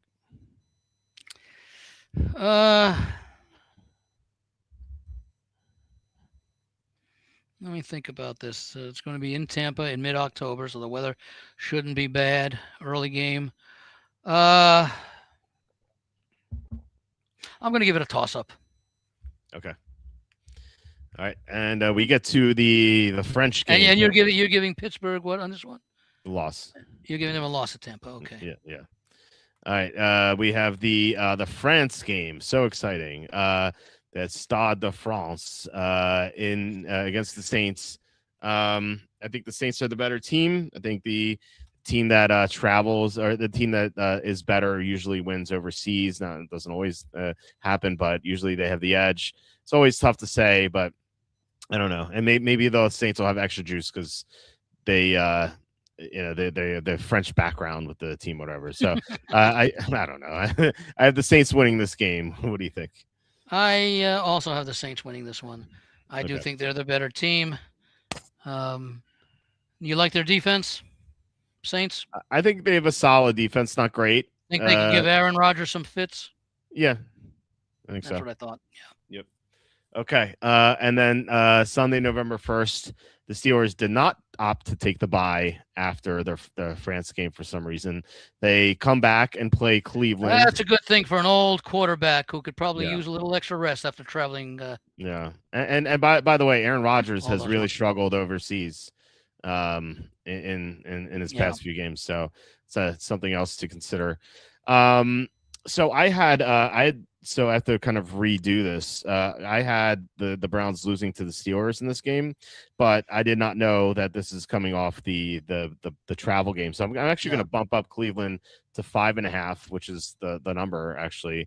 And then I'll have Cleveland winning this game. Okay, so you have Pittsburgh losing this, not a toss up. Yeah. Okay. Well, before I had Pittsburgh winning this game, but now that I see that the Steelers didn't take the week off after traveling overseas for some reason, I will give them the loss here. What do you think? I've got the Pittsburgh winning. Okay, so you're not concerned about the travel? No. Okay. All right. All right. We have the bye week, and then we have. Well, these teams are used to now. Keep in mind that for the most part, one of these teams is going to win, one of these teams is going to lose, and we don't know what's going to happen the next week. And some people say, well, this team just played in Europe and they lost the following week, and then this other team that played in Europe just won the following week. I don't know what the record is of teams coming back from these overseas games, and there's not a great deal of a sample size because most teams do get the buys. But I'm curious to find out, what is the record of teams that do not take the bye? What do they do the following week if they are facing a team that is not off a bye? And then who were those teams? Hey, last year you could have faced Arizona anywhere and you're going to win them. You're going to beat them. You're going to beat them. So teams like that. So I'm going to say that a lot of these teams now have made. Has every team? I think every team in the league has had at least one overseas game, haven't they? I don't know. I can't think of that. But I think, certainly, I think most of the players in the league at some point, except maybe rookies or second-year players, will have played overseas at some point. And I just think, and again, the coaches, the organizations know a lot more about the effects of jet lag and all that from traveling, overseas. It's not like it was, 20 years ago when you'd have, one or two games a year. But even then, back then, those international games were played like in Toronto or Mexico. Yeah, I mean, last year, Atlanta played against the Colts in Germany. They came back with no rest, and they got absolutely slaughtered by the Panthers. It's that's just one example, but it was. Well, that's what I'd like to check. I'd like to check, say, in the last 10 years. Yeah. What the record is. The Atlanta example may be a very small sample. There may only be 3 such instances. I think generally, if there's a good team, they'll find a way to overcome it. But if there's a bad team, I think it's going to make them worse. That's my thesis. So or my theory. I mean, anyway, it's as reasonable as any other theory. Yeah. Without knowing the facts, and even with the facts, it may still be a reasonable theory. It just doesn't work out. Not all theories that make sense work out. That's true. That's certainly true. If that were true, the favorite would win every game. Yeah. That's right. Okay, so not necessarily cover, but they would win every game because they're the better team and expected to win. So and it makes sense. But so those don't always work out. But it's something to be aware of. But I'm gonna give Pittsburgh the win in that game against Cleveland. I think I gave because I gave Pittsburgh the win in both. Because I gave Pittsburgh the win, or I gave Cleveland the loss when we did this game at this week before. So okay, it's consistent. All right, so the Steelers have a bye, And then they play at Cincinnati, Sunday Night Football, Cincinnati coming off the international game. I had this as a toss-up. What did you have this as? At Cincinnati. I'm going to give Cincinnati the win. Okay. Okay, this is what the Bengals are coming off the international game. Yep. Okay, so this is okay. Let me just get I've got a win, and you've got it as a toss-up. Mm-hmm. And I think that might explain why Pittsburgh decided to take the bye. We can beat Cleveland with no rest, but we'd like to get Cincinnati with them having, they're coming. They are. When is Cincinnati's bye?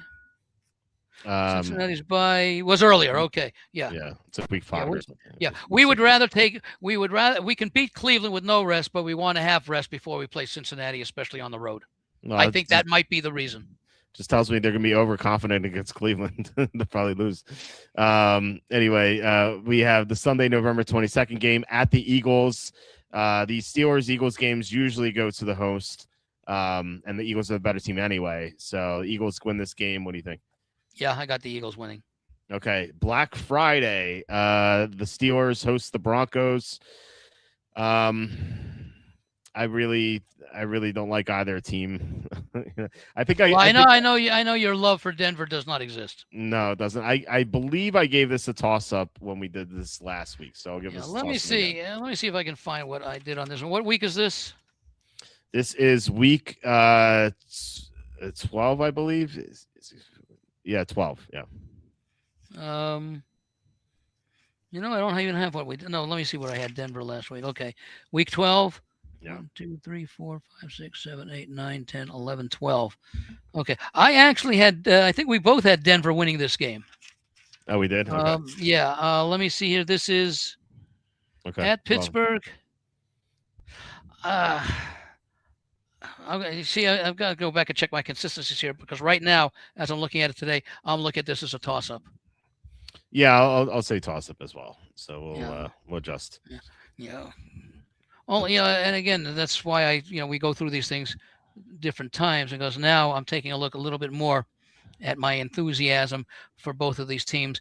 I still like Denver, but going on the road and playing on short rest, almost across the country, negates much of the edge I think that Denver has as a team against Pittsburgh. Yeah. Quacky says Saints ain't losing in Paris. Go ahead and mark that one down now. Okay, I will. I think we both agreed with that. I'll mark that down. Or did you have that as a toss-up? No, I had the Saints winning. Okay. I'm marking it down. Quacky, just marking it down right now. Okay. All right. So we get to the next game. Houston. I just found Rodgers might just throw the ball away instead of taking sacks over and over again. This could get ugly. This was the embarrassing playoff game. Yeah, I think it'll be embarrassing again. I think Houston wins this game. What do you think? What week was Pittsburgh's bye? Because I think I missed that.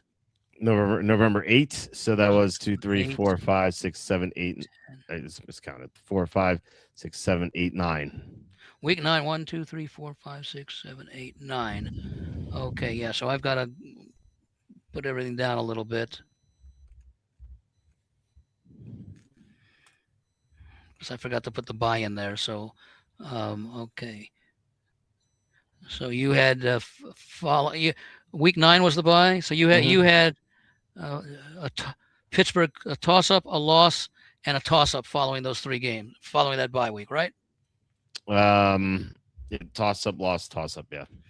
Okay, yeah. So I just want to get all that there. Toss-up, okay. And so now we are at which one did we say? Houston, week 14. Week 14. 15, 14. Sorry, week 13. Week 13, okay. Yeah. 1, 2, 3, 4, 5, 6, 7, 8, 9, 10, 11, 12. Okay. I'm going to give Pittsburgh a win here. Really? Why is that? Revenge game for that embarrassing playoff loss. You're going up against a Hall of Fame quarterback. We don't know what condition it is, but he's still better than C.J. Stroud. And again, well, I like both coaches, so there's no edge there. I dislike one of the coaches a lot. I know. Yeah. Denver's the team you hate. McCarthy is the coach you hate. Yes. McCarthy. You feel about McCarthy the way you feel about Denver. Yeah, that's probably true. So you're going with a loss to Denver, right? Lost to Houston.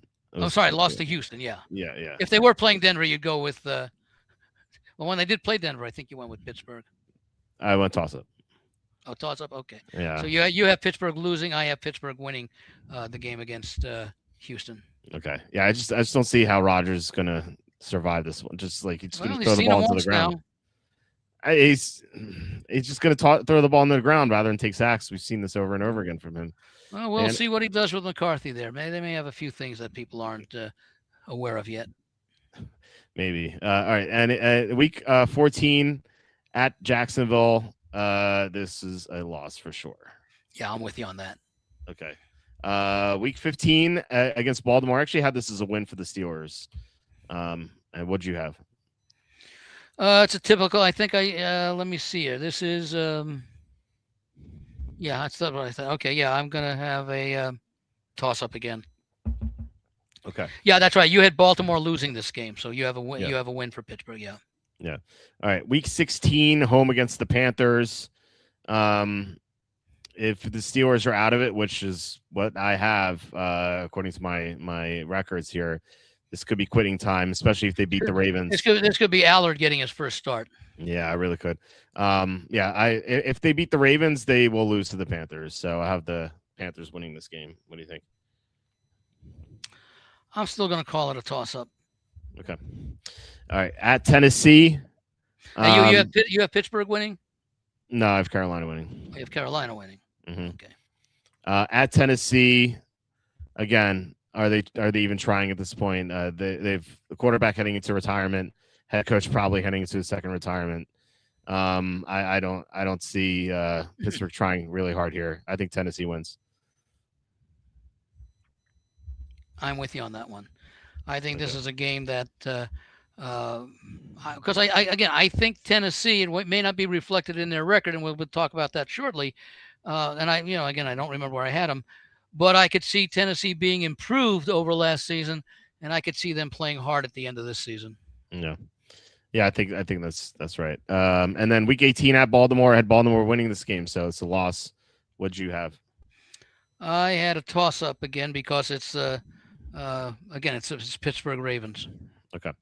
So I've told you have what? You had Baltimore winning, so this is a loss for Pittsburgh. Yeah. So let me see what I had. 1, 2, 3. I have 4. 7.5 for you. Well, let's see. 1, 2, 3, 4, 5, 6, 7, 8. I think I have 9. You had 9. I had 7.5 for you. Let me see. Let me try again. 1, 2, 3. 1. Okay, I know why I have it off here. 1, 2, 3. I had to do with the bye week. I had things skewed around a little. Okay. 1, 2, 3, 4, 5, 6, 7. I have 8.5. You have 8.5. Okay, I was off by 1. I have 4. So I think this team sucks. 4. Yeah, I think this team sucks. 1, 2, 3. This team's garbage. Like they lost their coach who's responsible for the wins. Again, you don't like McCarthy. I hate McCarthy. So there's somewhere of a bias in there. I just think it's not a bias. I just think I know he sucks. He's a terrible coach. And Rodgers. How do you define it? How do you define as terrible coach? He just doesn't win. I don't know. He doesn't win. He underachieves everywhere he goes. Well, how do we know it's underachievement? Rodgers only won one Super Bowl with him. That's one player. There are many teams. Dan Marino never won a Super Bowl, and he only made it to one. Dan Fouts never played in a Super Bowl. Yeah, but Rodgers had such great teams. Like he had so many great All teams. these other quarterbacks had great teams. They normally did not have great defenses. Yeah, but you would think they'd at least go back to the Super Bowl the second time. It's not that easy. I mean, they're the best team. Forget, They had the best team in New many England many and years. Kansas, New England and Kansas, they never had the best team. They had a very, very good team, a contending team every year. But then I guess you think, I think you already admitted you did not like McDermott as coach of Buffalo because they never made it. Yeah, Marv Leesby was a lousy coach because they never won a Super Bowl, even though they made it to 4 series. No. Well, they went to 4. At least they've been to the Super Bowl 4 times. But they didn't win. But the Packers, but the Packers, they only went to 1 Super Bowl. They had that 15-1 year, and they lost right away in the playoffs. Yeah. They just, like, I thought they went to 2. They went to 2 Super Bowls? I thought they did. I may be wrong, but no, they beat Pittsburgh, and then they didn't go back. Yeah. They never went back. That's okay. Yeah, I was thinking about a different year. Okay. Yeah. Well, okay. Look, you might be right. What did you say you had them at 4 or 4.5? 4. They have a 43-year-old quarterback. They have an offensive line they can't block, and they lost to Amalo, so they're going to be even worse. Every team has lost players. That's the thing that people got to realize. Everybody lost good players. Everybody acquired good players.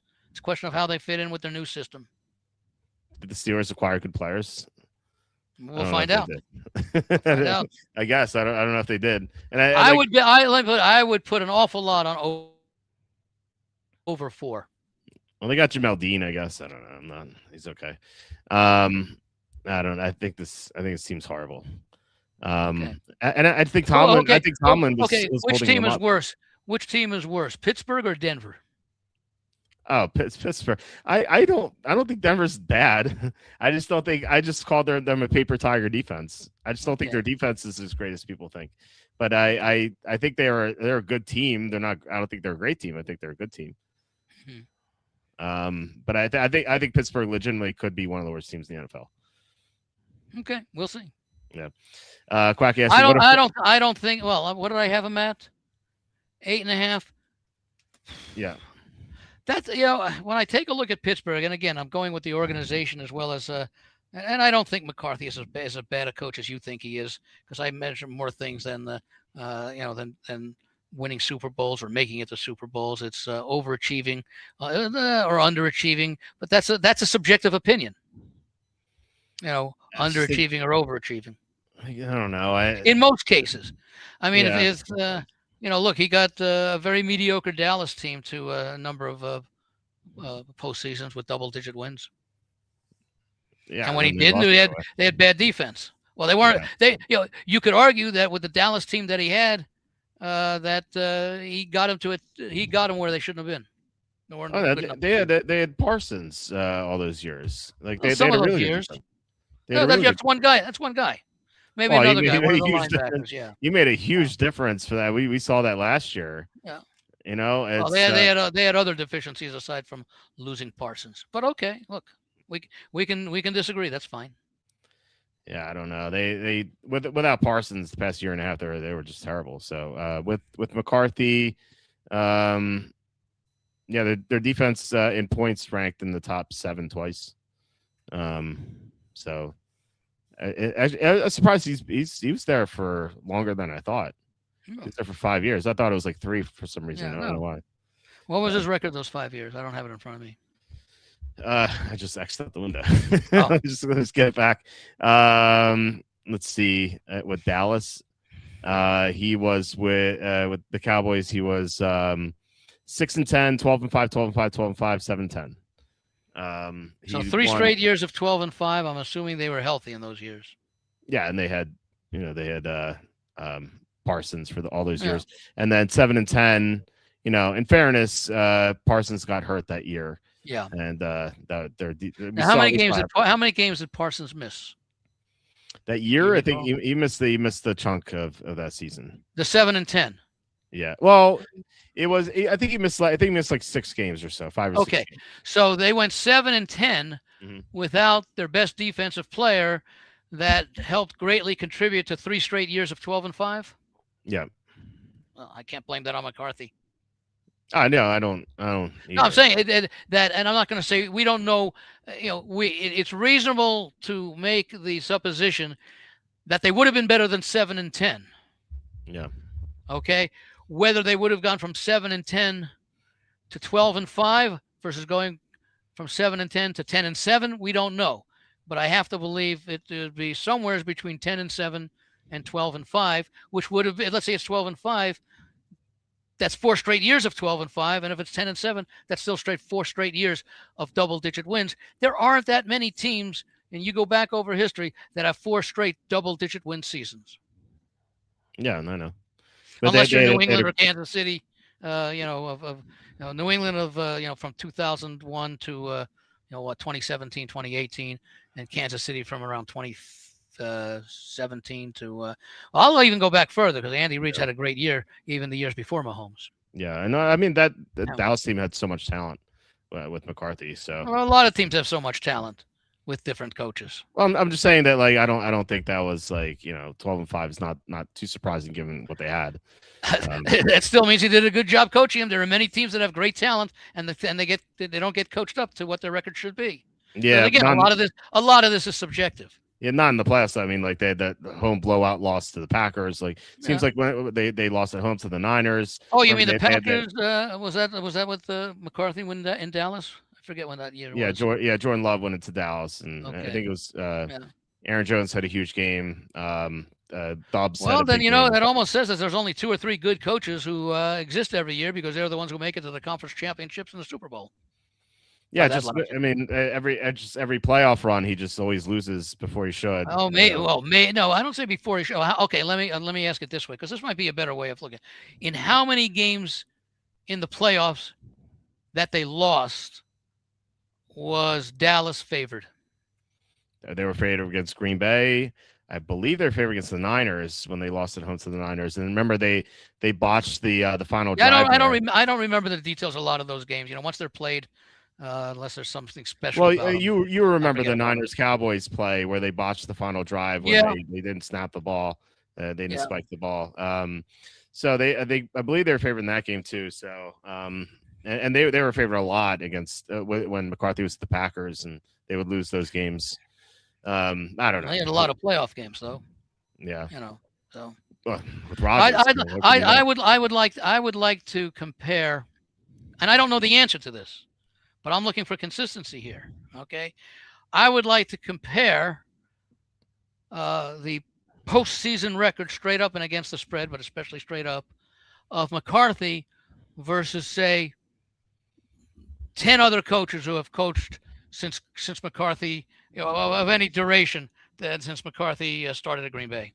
Yeah. I'd like to see where he fits in. Right. Because we've got to use the same definition, for all coaches. And we'll probably find out that at the end of the day, the 2 names that are at the top, probably by a wide margin, are Bill Belichick and Andy Reid. I would think so, yeah. And then there's a whole group of people who are, McCarthy's. Mm-hmm.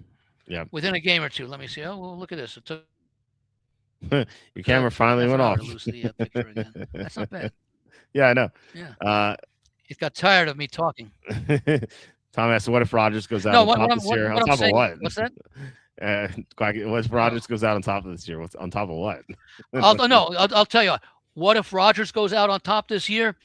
He was traded mid-season to some other team that won that Super Bowl. He was traded to the Rams when Stafford went down with an injury. Right. That's what if. Yeah, I know. Yeah, that's the only way. They did add Pittman. Pittman's really good. Yeah. Pittman's fine. Pittman's all right. Yeah, better than what they had last year. But I don't know. He's just a mediocre possession receiver. I would not be surprised if Pittsburgh's record of not having had a losing season in almost 20 years comes to an end. But I don't think it'll drop all the way down to 4. Yeah, well, you're right. I'm on the cusp of 8.5. I'm at 4, so I love the under. They have the 12th toughest schedule. Yeah. So I will be betting under 8.5 minus 120 at some point. And I'm glad that I am at 8.5, and I don't really have to make a strong conviction either way on that because I really have no idea what Pittsburgh is going to do after 20 years of the same coach. And again, they're getting an experienced coach. We may disagree on whether he's a good coach or a bad coach. Because again, you can measure it on any number of criteria, but it's still subjective. Okay. Yeah. The objective ones, and again, you can always point out, well, they lost this game because they did that, or they won that game. Bottom line is, they had this 1-loss record, and for most coaches, for most teams, they're going to pretty much offset each other. Yeah. Now there's a lot of years, of course, when like when Minnesota won all those close games. Well, they didn't get offset that year. They got offset the following year when they lost all the close games. Mhm. Same thing with Kansas City. So over a period of time, especially when you're talking about coaches who have been, with a team 4 years or more. So Right. interesting discussion. But yeah, I don't expect Pittsburgh to fall off the face of the earth because they do get 2 games against Cleveland. Were those 2 of their 4 wins, or did you have them splitting? I had them losing to Cleveland the You first had them time. both or both of them? Just one. What'd you have? A loss and a play and I had a loss and a toss up. toss up. Yep. Okay. And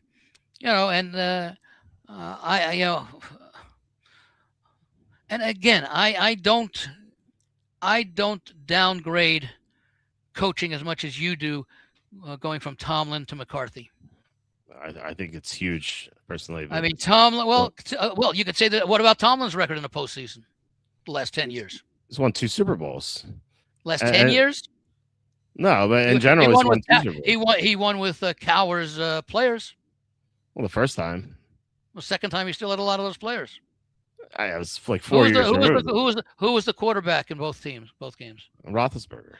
The most significant player on the team. Yeah, and then the past 6 years, he's had absolute trash at quarterback, and he's still had non-losing seasons. Yeah, well, and how many playoff games did he win? With that team, how could he win any playoff games with those quarterbacks? You can't win. Well, I'm asking you. Quarterback is one position. Yeah, it's an important but McCarthy's position. had Rodgers and Prescott. Like, that's far better than anything that Tomlin's had since Rodgers. But again, you're placing a lot of emphasis on the quarterback. You have to. It's the NFL. Of course, you have to. No, not always. Trent Dilfer was an outstanding quarterback, wasn't he? No. Joe Flacco was an outstanding quarterback, wasn't he? Flacco's pretty good. He wasn't. I don't know if he was okay. outstanding. He was pretty good. He had a good career. So I mean, there are teams that can win if you have outstanding defenses. Yeah. I mean, I'm not saying I thought the job Tomlin did in Pittsburgh was outstanding. He got as much out of his players as any coach has gotten out of their players on a consistent basis. Yeah, so you just kind of made my point, right? I mean, like, Tomlin got everything. He squeezed every last. Yeah, but he still did not. He still did not get. Well, look, so did McCarthy those years when they went 12-5 with the Cowboys. I don't think. I doubt that. Oh, you think they should have been better than 12-5? Those teams with they had top 5 defenses with Prescott and Lamb. Like, they had a great offensive lines. Like, those teams should have won Super Bowls or gotten there. Yeah. Well, weren't they going up against other teams that equally had great offenses and great defenses in most cases in the playoffs? Of course they were. The Packers with Jordan Love and not the Niners. That's one example. That's one example. I just give you 2. Like, the Niners, that Niners team wasn't that good either. I don't know. Who was the quarterback then? It's Garoppolo. Was it Garoppolo or was it Alex Smith back then? Or no, I think it was Garoppolo. No, Garoppolo. Past Alex Smith's time. He's like. Probably between a Flacco and a Dilfer. I think he's more Dilfer. I think he's more Dilfer. I mean, I don't think he ever had the arm talent that Flacco had. Flacco had a huge arm. Oh, he was really good coming out of Delaware. Yeah. Yeah. All right. How about we go to the AFC South here? The Texans. Did we get any requests for which team to start first? Is there a Cleveland? Well, I guess Tennessee would be the Cleveland of the AFC South. No, let's just go down the. I'm just saying. I've got it all written. Indy, Houston, Jacksonville, Tennessee. Yes. All right. Let's begin with Houston. I will pull their. Odds up. Okay. Oh, yeah. I had my alphabet wrong, so we'll start with Houston. What's their win-loss? Their season win total? The over is 9.5 minus 120. The under is 9.5 plus 115. 9.5 across the board. Yeah, in fact, let me just put for comparison. What's the over/under the season wins for Indy? 7.5. Okay. Jacksonville? 8.5. And Tennessee? 6.5. So. Ooh. Okay. Right. Consecutive there. All right. Let's start with Houston. You want to start with? Yeah. Let's go. Okay, bear with me just a moment. I need to get over to that page. Mm-hmm. Okay, the Texans. Okay. Schedule. All right. So ready to go. Houston, they begin hosting Buffalo. I gave Houston the win here last week when we did Buffalo. I mentioned the Bills. This is a house of horror for Josh Allen. He never wins here. The defense is just so good. I think the Texans win this game. Buffalo's new coach. So, yeah, give me Texans. What do you think? I had a toss-up in this game. I still have a toss-up. Yep. Remember that. Okay. Week 2, Cincinnati. So Houston hosts Cincinnati. We just did this game about 45 minutes ago. I had Houston winning this game. So Houston wins. What do you think? I had a toss-up, and you have a win. Mm-hmm. Okay. Week 3, Houston at Indianapolis. We still don't know about Daniel Jones' status. He may not be 100% yet. I'll give Houston the win here at Indianapolis. And you have them 3-0. Yep. And I will now have them, well, effectively at 2-2 because I've got a win here for Houston as well. Okay. All right. Week 4, home against Dallas. It's a tough one. I'm kind of wavering on this one. I'll say toss up. What do you think? Yeah, me too. I think that either team can win that game. Okay. Week 5 at Tennessee. I think you said it best. I agree with what you said. You said the Tennessee would be playing better later in the year. And this is still early in the season, so I think Houston will win this game. What do you think? Yeah, I have them winning this game as well. Okay, so the wins there. Next game at Jacksonville. This is in London, and it's worth noting that this is going to be the second consecutive London game for Jacksonville, so they have the body clock advantage. I have Jacksonville winning this game. See, if Houston losing, I'm still, because of Houston's defense, I'm still going. I know Jacksonville has the advantage, and I would probably be looking to play Jacksonville from a point spread standpoint, depending upon what it is. But for right now, I'm going to consider that a toss-up. Okay. All right, and then Houston, again, didn't take the bye here. They have the Giants coming up in Houston. They could be fatigued, but, they are a good team, so maybe they can overcome that. I do think this could be a toss-up, though, given the fatigue, so I'll say toss-up. What do you think? I'm going to give Houston a win. I think it's early. I think it's still I think the Giants are still settling in a little bit. I know they're coming back, but again, if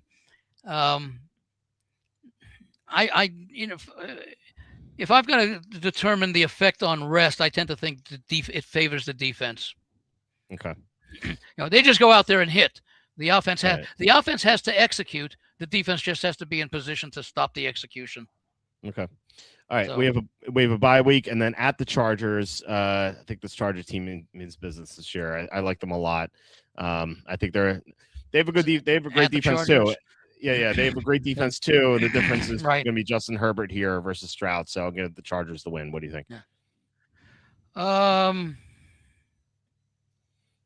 At the Chargers, I'm still going to make this a toss-up.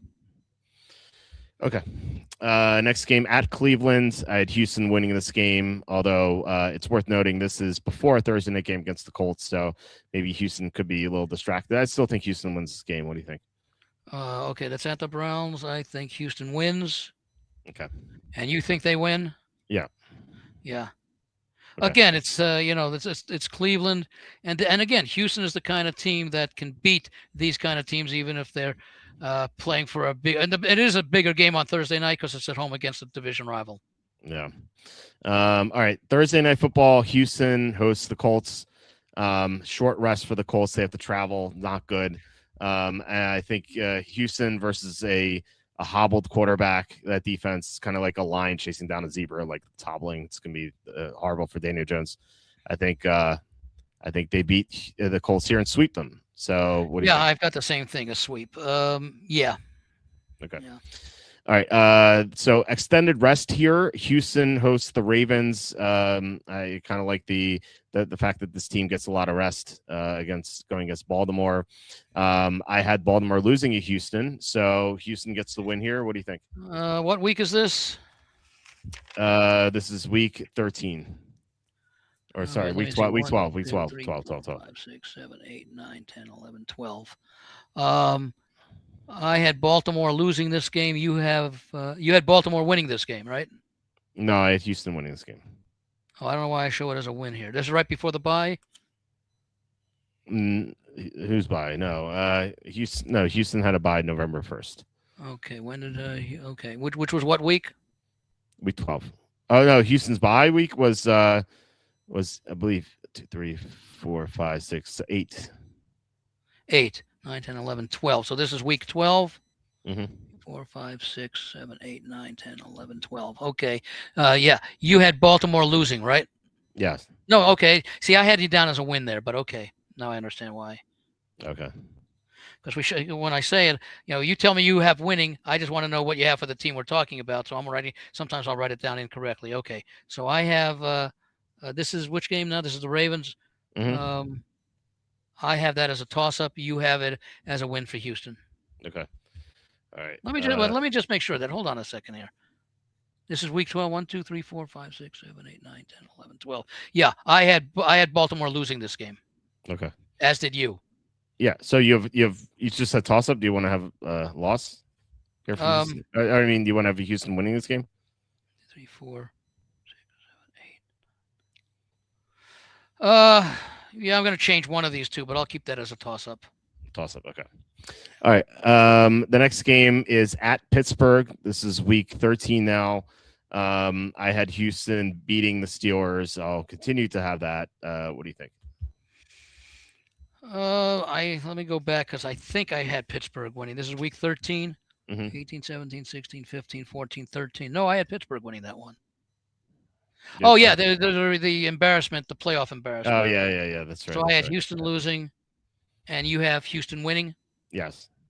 Yeah, look, I wouldn't think that Pittsburgh, but if you only had Pittsburgh with 4 wins, I would not expect this to have been one of them. Yeah, I know. All right. The next week at Washington, week 14. Maybe look ahead here with Jacksonville coming up. I think this could be a tough spot, especially if Jaden Daniels is playing well. Yeah. I'll give Washington the win here. What do you think?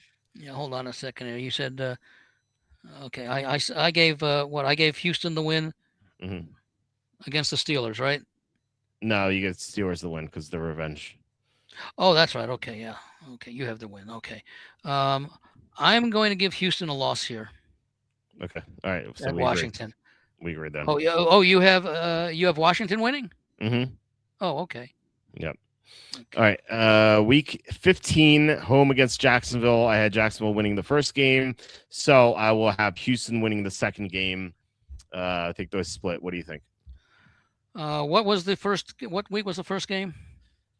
6, I think. Yeah. 3, 4, 5, 6. I had a toss-up, which is what I thought, and I'm going to have this one a toss-up. Okay. All right. Next game is week 16 at the Steelers. So travel in a short week. At the Steelers? Eagles. Wrong. Okay, yeah. Eagles. Okay. Travel short week in cold weather. I will have the Eagles winning this game. What do you think? Yeah, I'll have Houston losing, and you'll have Houston losing. Okay. Okay. Week 17, Monday Night Football. So on one hand, they get extra rest. The other hand, cold weather game in Green Bay. Green Bay will have Parsons here, so they'll be better at the end of the year. I think Green Bay takes this. What do you think? Since I've got Houston coming off toss-up, loss, toss-up, loss, I'm going to make this one a toss-up as well. Okay. If I might lean towards the win, depending upon how that sequence of 5 games goes, because they're a better team than to go, to lose 3 out of 5 at any stretch during the season. But that's what we have. And you have what now? You have Houston doing what? Okay, so you have Houston losing. Okay. Mm-hmm. Yeah, so you have Houston with 4 straight losses. No, yeah, that's true. Yeah. Okay. And the finale, Houston hosting the Titans. They right the ship here, get the win against the Titans. What do you think? Yeah, I have to figure that they could be in a battle. Well, we'll see in a moment. You have them winning. Okay, let me see what I have here. 1, 2, 3, 4, 5, 6, 7, 8, 9. You have me at 10? I have you at 9, excluding this game. So if you have a win here, it's 10. Yeah, I have 10. Okay. I have. Let me just make here. 1, 2, 3, 4, 5, 6 wins. So I must have 8 toss-ups. 1, 2, 3, 4, 5, 6, 7, 8. Yeah. Okay. So you have 10 and I have 11. So you're right at 9.5. yeah, the 9.5 is the over. So you're right there on the edge. Right, and you're I at have 11. I have 11. So I like the over a little bit more, but I feel like there are better betting opportunities here. So Yeah. just for 1.5 difference, I don't think that's worth it unless this number drops or something. Well, I want to see how I do with Jacksonville when we get Yeah, there, because I actually think Jacksonville is better than Houston, I agree. and they have one less win. They're at 8.5 as opposed to 9.5. Hmm. So I want to see. And again, I don't look at where I am as far as wins and losses go while we're going down through this.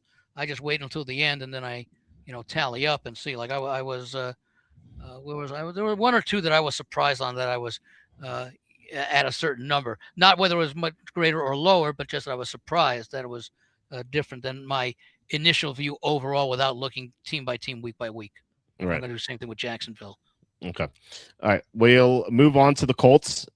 This number is either 7.5 or 8.5. It's 7.5. Which is the more prevalent? It's really close. Like 3 and 3, or it's 3 and 2 to 7.5. So that's why I told you 7.5 earlier, but it's 3 to 2. So if I found a what 6 are book, what it are would be- the where's the vig headed more towards, the 7 so or the so the 8? over the over is 7.5 minus 125 at BetMGM. The under is under 8.5 minus 145 at Caesars. So the 8.5s are all like plus 120 ish, and the Yeah, so which mean 7.5s are all okay, minus which 130 ish. so in other words, the vig is heavier on across the board. The vig is heavier on the under on them compared to the vig on the over. A little bit, yeah. Not that much more, but yeah. And I Okay. feel like the natural number here will be 8, but they don't, as you said, Yeah. they don't have round numbers. Yeah, I'm trying to think that if the 8.5, well, the 8.5, if there's a heavy vig on the 8.5 on the under, yeah, that would make it closer to 8. And if the vig is less on the over 7.5, that means that what's the under vig on the 7.5s? Plus 110. Okay. Yeah, I could make a case either way. So we'll go 7.5. Yeah. Yeah, we'll go 7.5. Okay. Yeah. Let me just see here. Okay. Week 1, and we're doing the Colts. Yep. Okay. All right. Week 1, the Colts hosting the Ravens. I had this as a win for Baltimore. What do you think? I believe I did as well. Okay. So Indy loses. Let me just go back, since it's week 1. It's easy to. I got to get a better worksheet for the next few weeks than this one here. No. Let me just say Baltimore. Oh, I actually had it as a toss-up. You had it as a win. I'm gonna make it I'm gonna give Baltimore the win on this one. So I'm gonna have to change the other one later. Okay. I'll mark it down as 10 then. So. Okay, Indianapolis, week 2, they play at Kansas City. Keep in mind, this could be Justin Fields, so it may not be as easy as it looks. Indianapolis gave the Chiefs all they could handle last year. I'll have this as a toss. I believe I had this as a toss-up when we did the Chiefs last week, so I'll give this as a toss-up. Let me see what I had here, because I think I went with Kansas City, and I did. Okay, so hold on a second. So you're going with You're going with a toss-up. Mm-hmm. And I'm going with, let me see, I started with Indy losing game 1 and winning game 2, I believe. Yeah. So for me, it was Denver plays Kansas City on, I believe, Monday night. So this is a short rest. So and plus it could be, as I said, could be Justin Fields. So that's why I have this toss up. Week 3 against. If this game were at Indianapolis, I might make it a toss up, but it's at Kansas City, and I still think that I know you're not all that thrilled with Kansas City, but I still think overall Kansas City is the better team playing at home, especially on natural grass. Yeah.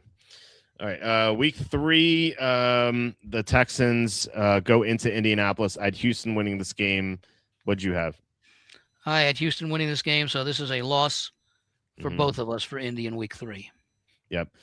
Week 4, we had the first European game of the year at Tottenham Stadium. So Washington plays Houston. I don't know why. I don't know why they don't say neutral instead of at or whatever when they do these places. But okay, so this is at Tottenham. Yeah. So yeah, Redskins versus Colts. Yeah. I'm wavering here, so it has to be toss up. What do you think? I'm going with the Commanders. Okay. So you don't have any wins for the Colts yet. You have 0-4. Week two. Oh Wait. no, I'm sorry. What did I say? Week. No, you had the Chiefs winning that game. I had the Chiefs winning. I don't know why I had a W there. Yeah, I'm. So I'm they going they with start Baltimore, Kansas City, Houston, and then they have the European game. It's pretty Yeah. rough. Well, Yeah. that's why I got them 0-4. Yeah, and then week 5 they have no rest off a European game, and they have to go at Pittsburgh. I had Pittsburgh winning this game, so still no. This I is have week one 5. 1, 2, week 3, 5. 4, 5. Yeah. I had Pittsburgh winning this game as Mhm. well, so I guess that's another loss. Another loss. Week Colts by this time will have lost what, 14 or 15 in a row, yeah. It's been the or out of last. 16 or whatever. You Yeah. remember the last game they won? 2017. That is the Which Germany. was the Charger? Okay. I thought it might have been a Charger game It last was the year. Germany game against Atlanta. Oh, okay. Yeah, in overtime. Yeah, that's the last Yeah. time they won. Yeah. Okay. So the next game is. So we both have what in that game? We both had the Steelers winning. Okay, so Indy is a loss, Yeah. and you have them as a loss. Okay. Okay. The Colts hosting the Titans. Could they get off the snide here? I think they do. They'll beat the Titans, so I have them as a win. That's your first win, and that's my first win. Although you have a couple of toss-ups in I there. have a couple You of have three. toss-ups. I think you have 3 toss-ups in there.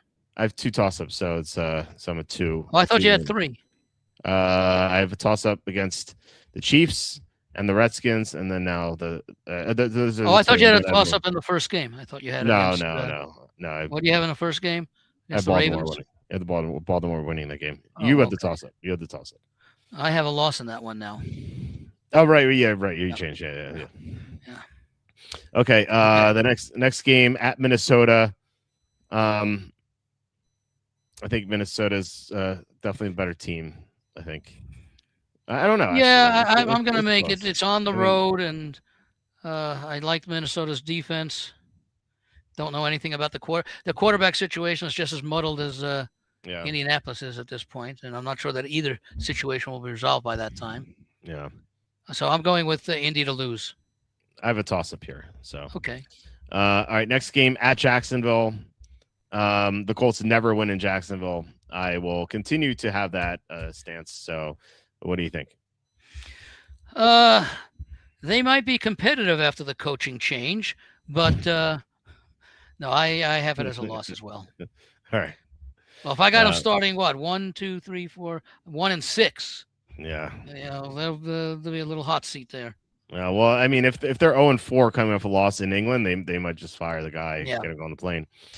All right. Who's the current coach for Colts? Shane Steichen. Steichen. Yeah, he may get the head coaching job for the Tottenham franchise in the NFL. Yeah. We get a few year head start. Okay, versus the Cowboys. Yeah, against home against the Cowboys. I think this could be a toss-up. What do you think? Yeah, I'll give it a toss-up. Although I like Dallas, but it is on the road. Yeah.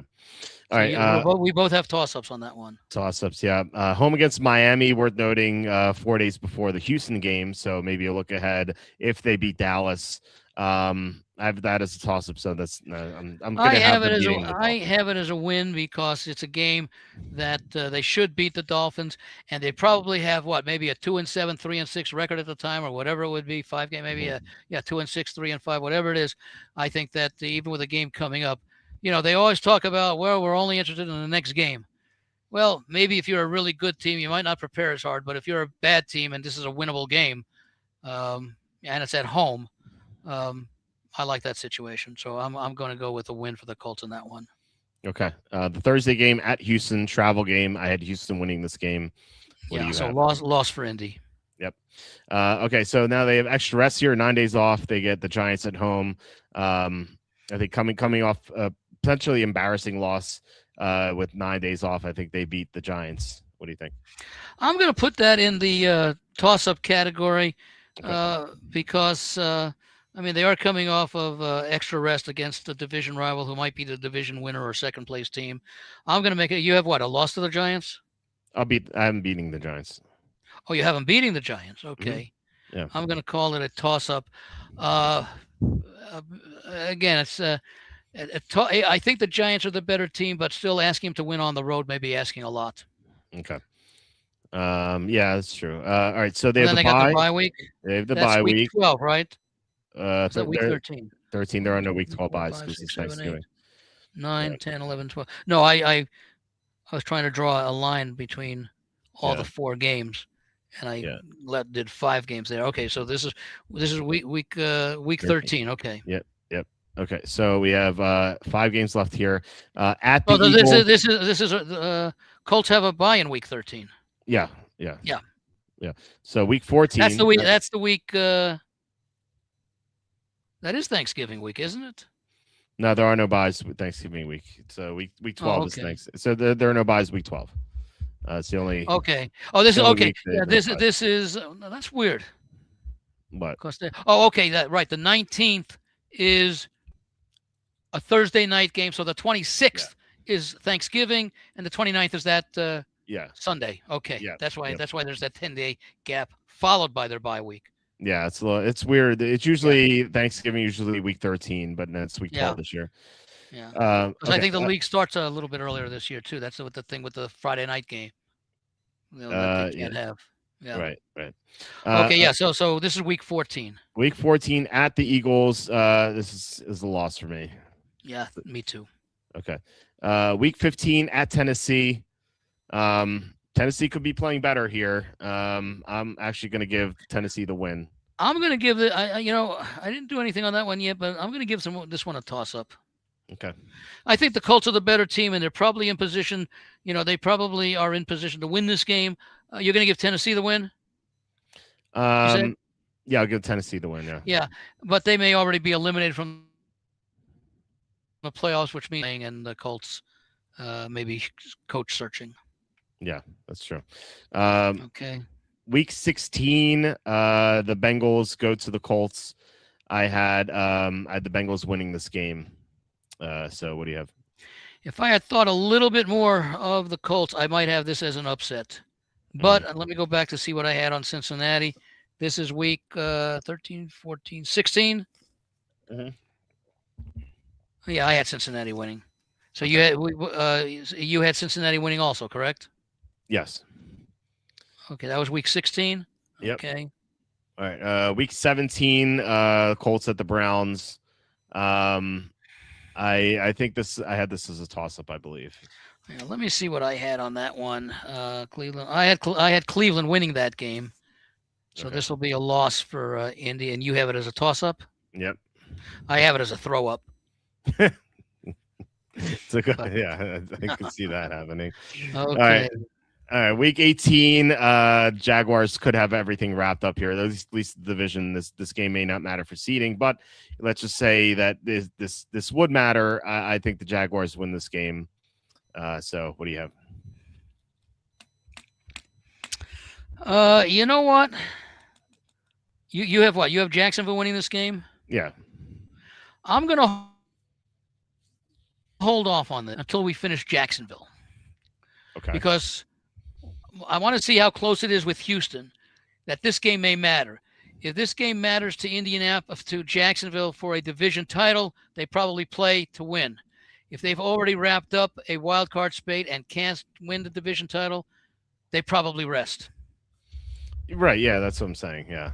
So, okay. So you have, not counting that game, you have three don't wins. Don't tell me. Don't tell me. Oh, you already did, but okay. Don't tell me, because that's why I'm saving that for the end. Okay. I don't want to be my only inflation, and you can tell me. Well, I don't really need to know the number, but well, I could be wrong. Yeah, I'll check it. But my pick on this game, and I haven't really done for the other teams because I've had some definite opinions.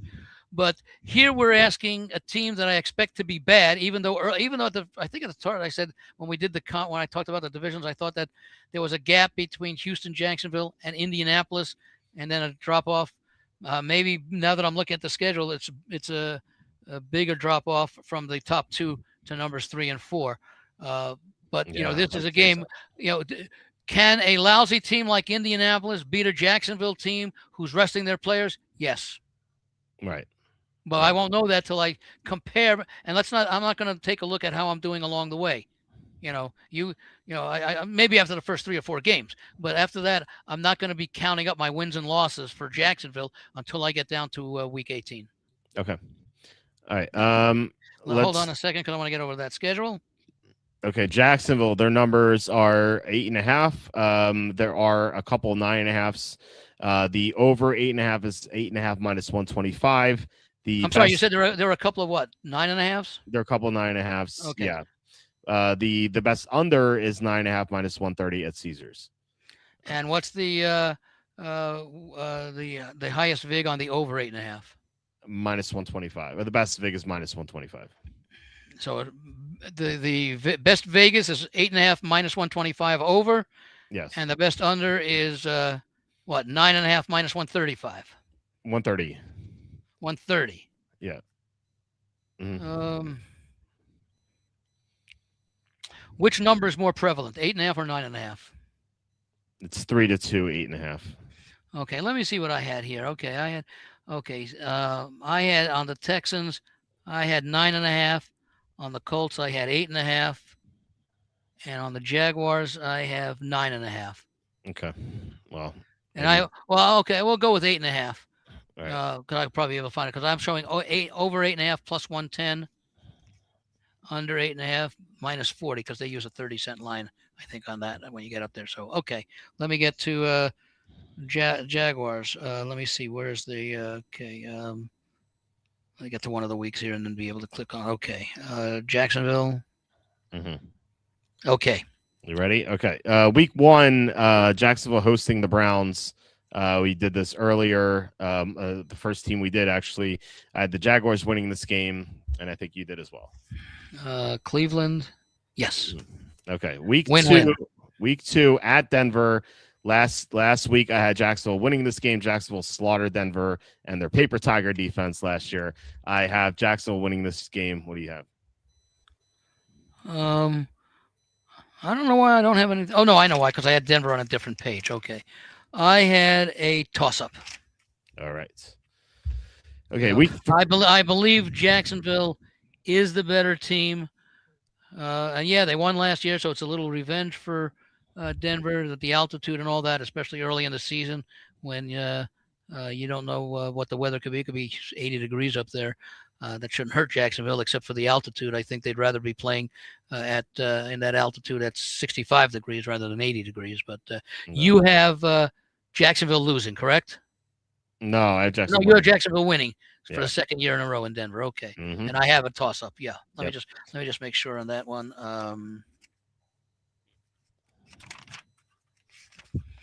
Yeah, I had you as Denver. I had you with the Denver losing that game. So Jacksonville winning. Okay. Yep. All right. Week 3, the Jaguars host the Patriots. It could be a weather game here in hot and humid Jacksonville, and it's just Sunday is September. So 1 o'clock game. So yeah, I think Jacksonville wins this one. Patriots could be distracted. We don't know, but it can't help. So I'll have Jacksonville winning. What do you think? You had when we did New England, I had it as a toss-up. You had it as a Jacksonville win, and I'm going to stick with what I had there for that. I'm going to go with this as a toss-up, even at home. Although I'm more inclined to look at it as a win. You have Jacksonville with the win, correct? Yes. Yeah. Yes. All right. Week 4 at Cincinnati. We did this about an hour ago. I had this as a toss-up. What did you have? We both had this as a toss-up. All right. Week 5, we go to London. Eagles versus Jaguars in London. This could be a Super Bowl preview. I couldn't decide this one when I was writing up the Jaguars in my season preview. I gave this as a toss-up. What do you think? Okay, you gave it as a toss-up. I'm going to give it as a Jacksonville win. Okay. I think the Eagles are a team on the decline. I think not a great decline, but a decline. I think that could be right. Although I think they could bounce back this year if they can figure out the offensive line. Well, that was it. I mean, I felt they suffered from the loss of Kellen Moore last year.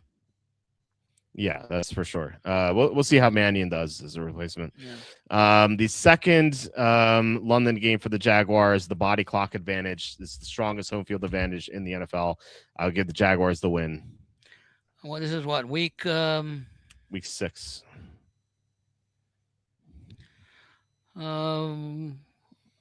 Okay, week 6. I gave this a toss up, Mm-hmm. and I gave it a toss up against Houston, and you gave Jacksonville the win. Yes. Okay. All right. So the Jaguars smartly take the bye after the international because they know how to handle these games. So in week 8, the Jaguars host the Colts. Again, the Jaguars never lose to the Colts at home. Even the Colts acknowledge this in their schedule release video. The Jaguars win this game. What do you have? When I did Indy, I had Indy losing, and you had Indy losing. So you have Jacksonville winning, and I have Jacksonville winning that game. Okay. The Thursday night game coming up, Jaguars at the Ravens. I had the Ravens winning this game, so no win for Jacksonville here. What do you have? Okay. This is 2 weeks after the bye. Mhm. This is week 9, right? Yes. Okay, and that's against the Colts. Yeah.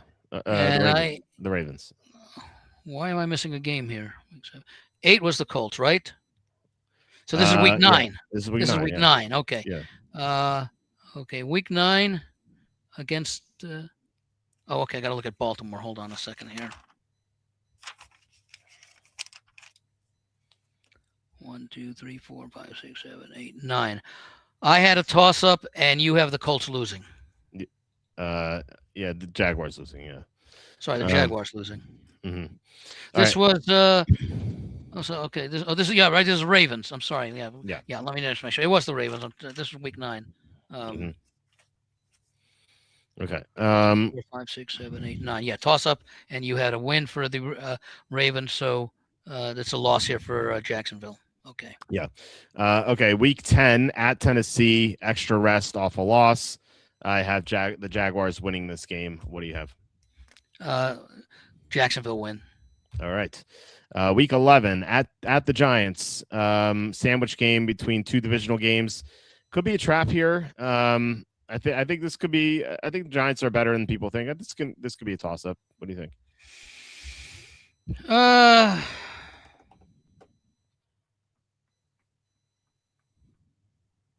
Yeah, I could give it a toss up. Okay. Week 12. You gave it a toss up, right? Yeah. Okay. All right. Week 12. Jaguars hosting the Titans. Second game in 3 weeks. Generally, it goes the opposite way, but the Jaguars are a lot better than the Titans. But still, it's so tough to beat a team 2 times in 3 weeks. But I think the Jaguars could do it. I'll give it a toss up though, just because.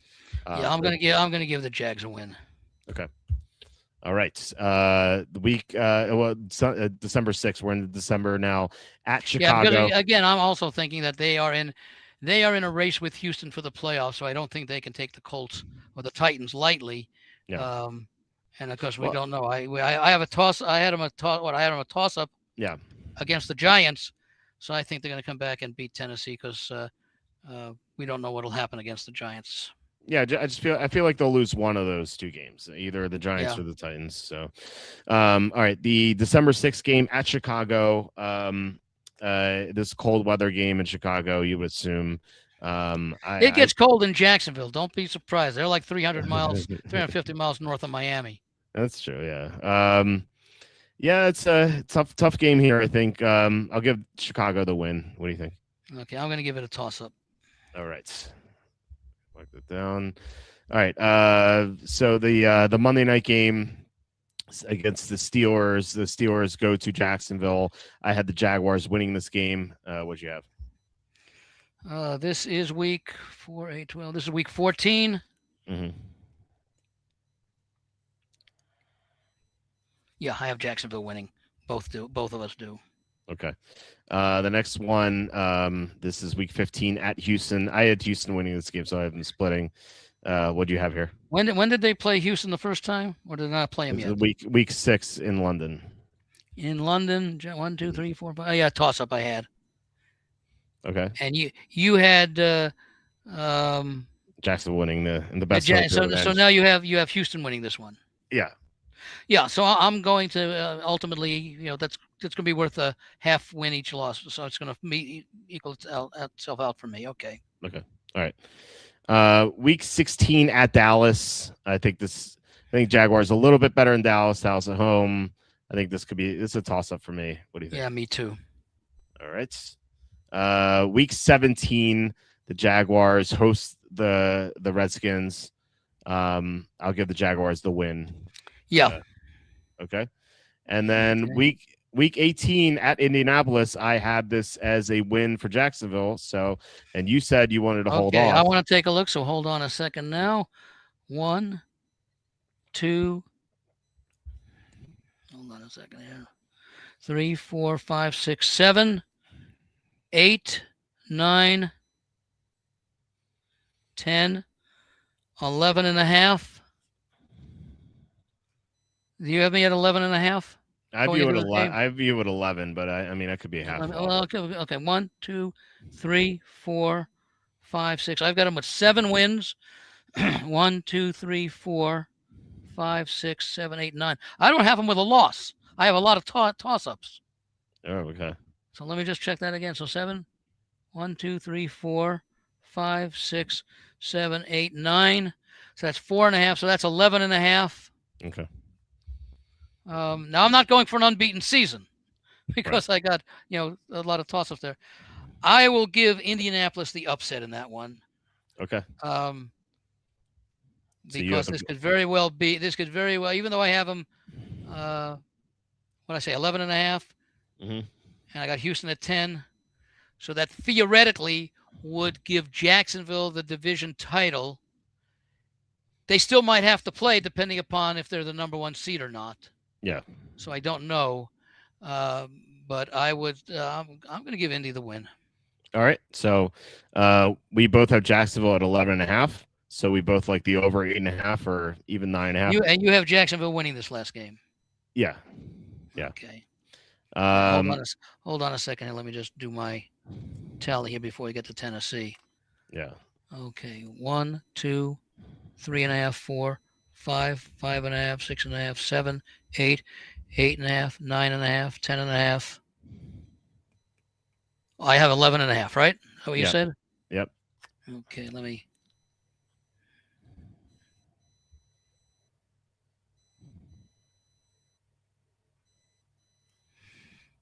Okay, and let me see what I did with. Okay, and you have them at 11. 11.5. Oh, so we both have them 11.5. Mm-hmm. Okay. Yeah, so we definitely like the over 8.5 minus 125 draft. Yeah. Price. Yeah, and I would even like the 9.5. I think both Houston and Jacksonville are 10-win teams.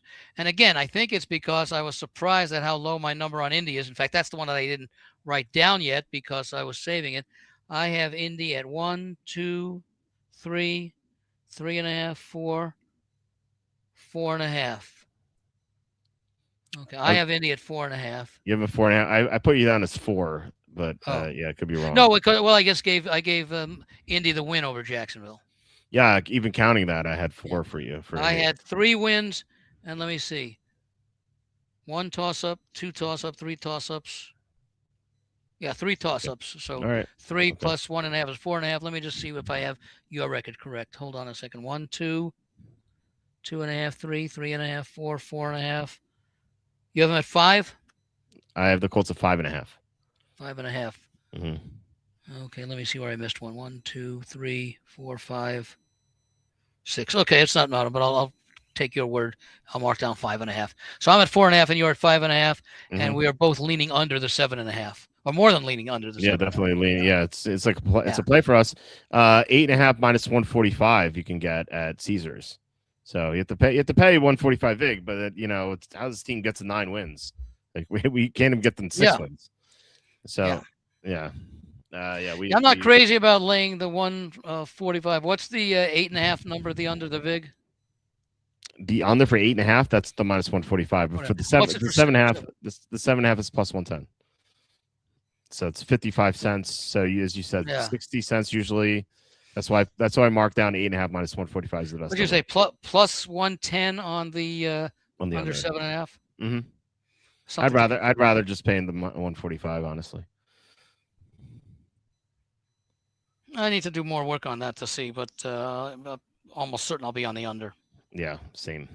I just want to do some analysis, a little closer analysis, because again, I only have 3 toss-up games, and I've got only 3 wins. And the last win against Jacksonville, I can't call it a toss-up, and I could see this being a situation where Jacksonville is resting everybody. Yeah, it could be. Because because the only way Jacksonville could be playing the following week is if they make it as a wild card, they obviously play, and if they win the division, they would only not be playing the next week if they are the number 1 seed. Right. Yeah. So one of the other 3 division winners could have a lot. Although at 11.5, well, usually now in the 17-game schedule for a team to win 12 games, is not 12-5 is not unrealistic for at least one team, if not more, in a conference. Heck, last year 3 teams in the NFC West won 12 games. Yeah, Mike McCarthy won 12 games 3 years in a row. Yeah, it could happen. No. I mean, but really, they could be locked into a seed. They don't have 1 clinch, but they could be locked into 3. For example. So yeah, they no, but that's what I'm saying. That if they may be locked, the only way that they would not play the following week is if they're the AFC number 1 seed. Right. Yeah. Even if they win the division and they're the number 2 seed, they still play. Yep. So when they change it. So yeah. I'll be right back. I'm going to get a bottle of water. All right. Okay. So and entertain the audience for me. I will. So Tom says, I cannot believe they paired McCarthy and Rodgers together again. It's like a simulation at this point, right? Like, how does this happen? How's that, like, I don't know. You would think that it was over. Like Rodgers intentionally lost to the Cardinals. I believe in 2018. That sparked Kenny's famous rant about how bad Mike McCarthy is. I think we're gonna have to get Kenny riled up about Mike McCarthy again to get him to rant about him. So okay, lost that video. I'm back. You're back. And you can stop bad mouthing me. If you're not done bad mouthing me, let me know and I'll go away for another half minute. Guys, let's stop talking about Andy now. All right. All right. The Titans, their over is 6.5 plus 110 at FanDuel. The best under is 6.5 minus 110 at DraftKings, BetMGM, and Caesars. So 6.5 is a pretty solid number. What's the other side of the of those places at the one where they have it at 110? They have it 110 each way at those places. So FanDuel's plus 110 over, minus 135 under. DraftKings is cleaner. They have minus 110 over and under. Okay. BetMGM also has minus 110 over and under. So does Caesars, and then Bookmaker has minus 105 over, minus 115 under. So the FanDuel is the only sportsbook screwing you over. Yeah. So 6.5 is a pretty good number. Yep. Let me see what I have here. Minus 110, minus 120. So that's basically the same. Basically, no huge. It's not like minus 140 plus 120 or something like that. Right. Or minus 110, plus 110, whatever. The way I'm going. Yeah. Okay. Let's get to their schedule here. Mm-hmm. Week 1, the Titans are hosting the Jets. And from last week, I had the Jets winning this game. So what do you think? Let me go back for a second here, and let me see what I had. This is the Robert Saleh revenge game. Yeah. Now, of course, the thought is maybe he didn't mind being fired by the Jets because he went to the 49ers where he came from and had success there. Yeah. And now gets to start over with a new quarterback. Let me see. This is week 1. I had the Jets winning this one. We both did. So I will go with the Titans losing, as will you, correct? Yes. Okay. Yep. Week 2, Titans host the Eagles. So 2 straight home losses here for the Titans. Do you have the same way? I'm with you on that, yeah. All right. Week 3 at the Giants. By the way, if this were not Robert Saleh, You know, I could almost make a case for the Titans pulling the upset, but I think the Jets also are, you know, a little bit more. It seems counterintuitive, but I do like Saleh as a coach, but I think the Jets are the better team. I just don't know that because he's a first-year coach with Tennessee and was a second-year quarterback. I don't know if he'll have time to have made that much of an improvement starting the season. Right. Yeah. All right. Week 3 at the Giants. The Giants being improved this year. I'm going to give the win to the Giants. What do you think? Yeah, so we're both 0-3, right, on Tennessee to start the season? Yep, and then week 4 is at Baltimore, so I think we're both going to be 0-4. Yeah, I'd like to try and make a case for that being a toss-up, but I can't. Yeah, and then week 5, the Titans host the Texans, and I have the Texans winning this game, so 0-5 to start the year. And what's the total? 6.5? Yeah. They're going to be better. Now, unfortunately, you can't cash the ticket by Halloween because they could screw up the schedule. You know, it could be a strike or whatever. Yeah. They have to play all 17 games. So that's true. Okay. I do think the online sports books cash out prematurely. In other words, once they might cash out, which I think every place should do. Yes. Is once a decision has been made, win or lose, over under, you get paid. In other words, the rule about playing 16 or 17, or having need to play 17 games, should only apply if that missing game would affect the decision. Right. In other words, let's say week 18 is canceled for whatever reason, and you are 8-8, okay. And the total on that, and the total for that team is 8.5 over, 8.5 under, and they're not going to play that 17th game. That's a refund. No, because week 17 would either be 8 or 9. You'd either win or lose. But let's say the total is 8.5, and you're 9-7 through 16 games, and they don't play game 17. Hell, you've already won when you went over the 8.5 with your 9th win.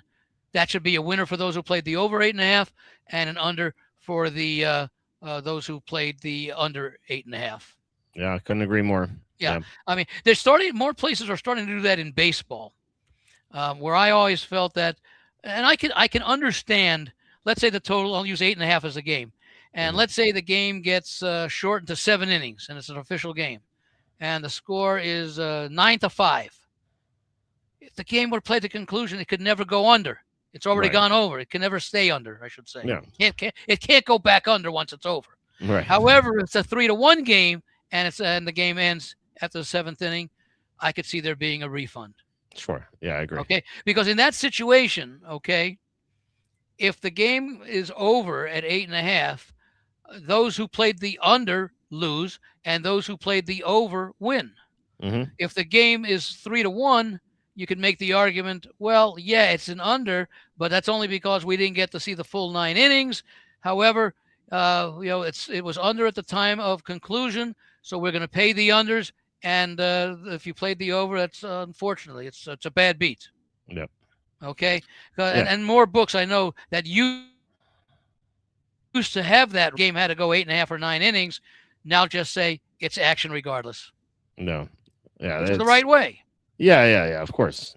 I mean, it's different with the season win totals or that when it could come into play if indeed you're in a situation that, like, for example, I can't really think of an applicable example because when you're dealing with wins and losses, you can't end up, especially with half points or half games, you can't end up with a push. Right. So if you're 8-8 and the total is 8.5 and you don't play that last game, that's different. Yeah. Now in baseball, it's different because you're talking about a game, and that if you played the conclusion of the game, in other words, the result in the football wins or losses is only going to be one. It's either going to go, you're either going to be, I guess you could be 8-1, okay, which would be, actually it would be a loss because ties don't count as half wins or anything. Yeah, right. It's based on wins and losses, just like in Survivor. If it's a tie, you lose because your team has to win. So in baseball, there doesn't necessarily going to be a one-run decision.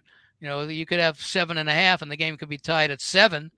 So that extra run could be 7, and you might win. But more likely than not, you're not going to have that situation. So it's a little different in both. But I certainly think in baseball that should be the rule, and in football it should also be the rule that once a result is irreversible, it should be you have a winner and a loser. Mm-hmm. Yeah, no, I agree totally. All right, did you give me the Houston result? This is the loss. What week are we in now? 5. We're in week 5, so that is at home to the Texans. Yeah, I gave that a loss. So we both have them 0-5. Yes. Week 6 at Indianapolis. I had Indianapolis winning this game. So 0-6 for me. What do you think? I'm going to have that as a toss-up. All right. So we finally have a non-zero on the board here. All right. And you have it as a loss. Okay. You have it a loss for. Okay. Yeah. Week 7 against the Browns. I had this as a toss-up. So I'm going to have this as a win. Okay. All right. You're going to have it as a toss-up. Yeah. This is one of these games between bad versus bad. Mm-hmm. One bad team has to win. One bad team has to lose. They're both pretty bad. I'll go with the home team there for a team that is desperate to get their what could be their first win of the season. Yeah. I do have a toss-up right before that. Yeah. All right. Week 8 at Cincinnati. I had Cincinnati winning this game. What'd you have? Yeah, I have Tennessee losing. Okay. So the bye. Week 9. Week 10 against Jacksonville. I had Jacksonville winning this game. I believe you did too. I should have, certainly. Yeah. Yep. Okay. I do. All right. Week 11 at Dallas. I have I would have Dallas winning this game.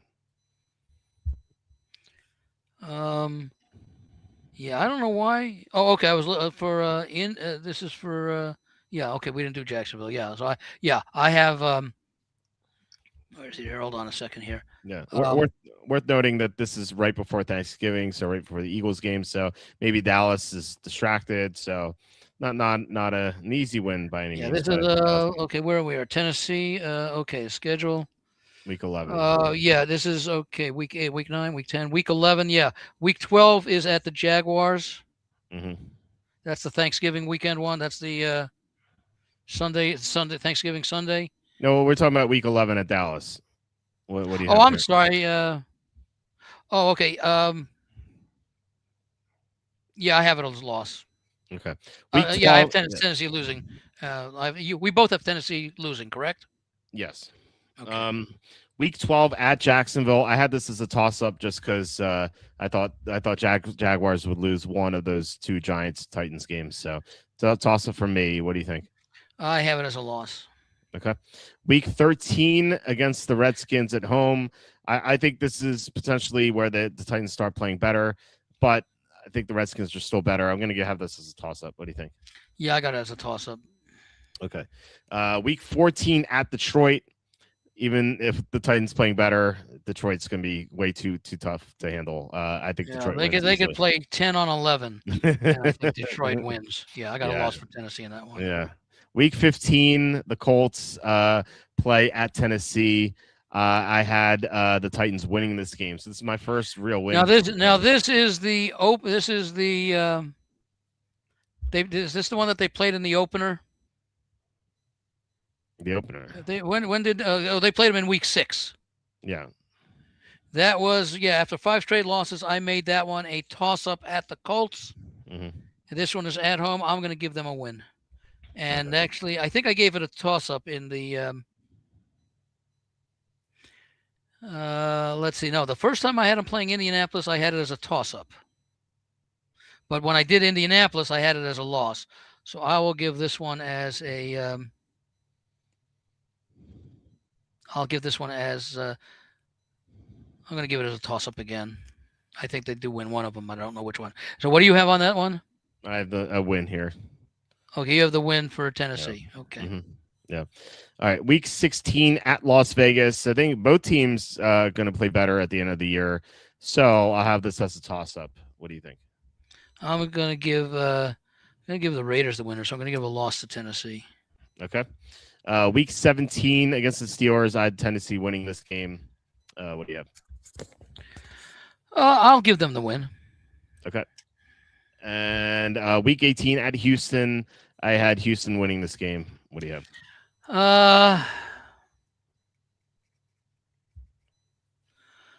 Well, I have Jacksonville at 11.5 wins, and Houston, I believe, at 10. Mm-hmm. So that suggests to me that going into this week, I mean, obviously you can't win 11.5 games. I guess with a tie you could. That I have Jacksonville winning the division. So the best that Houston could do is make it as a wild card, meaning that they will play the following week. I will give the win to Tennessee here. Okay. All right. So. And you're giving the win to Houston? Yeah.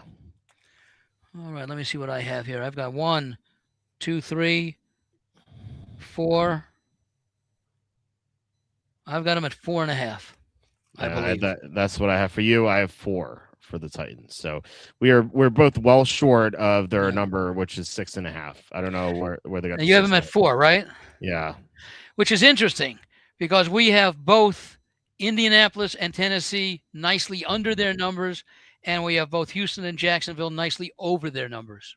Yeah, a lot of separation from the top 2 teams in each division. 2 teams. Yeah. Yeah. In the 2 AFC divisions, or the 4 AFC divisions, at least for me. The Chiefs, I'm pretty down on the Chiefs. So, well, let me see what I have in the. Let's see. I have Baltimore 9.5, which is towards the under. You have them at 11. You have them at 11.5, so you have them right on the number. Cincinnati's 9.5. I am at 12.5, so I have them nicely over. I have it's a little bit different, but I have Baltimore under by a little bit less than I have Cincinnati over. Mm-hmm. Okay, and you have Baltimore right on the number and Cincinnati right on the number, correct? Well, I have Cincinnati 12.5. Oh, I don't know why I had Cincinnati at 1, 2, 3, 4, 5, 6, 7, 8. Okay, I guess we both have them at 12.5. Mm-hmm. Let me see. 1, 2, 3, 4, 5, 6, 7, 8, 9, 10, 11.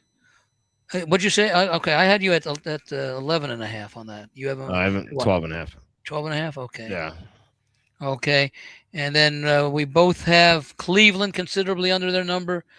I have Pittsburgh at their number, but you have Pittsburgh considerably under its number. Yep. And let's see, what do we have in the? We were in lockstep in this AFC South. Like we were only one apart. Yeah. Max. Yeah. Let's see. In the NFC East, we're both pretty close on the over for Buffalo. Yeah. We were considerably under on Miami, I believe. I actually have it here on the screen. You could see. Let me zoom out a little bit here. So for Buffalo, you were at 12. I was at 13. Mm-hmm. For Miami, you were at 3. I'm at 2. For the Patriots, we were both at 9. For the Jets, you were at 5. I was 5.5. For the Broncos, you were at 10. I was at 9.5. For the Chiefs, you were at 11. I was at 9. For the Raiders, we were both at 3.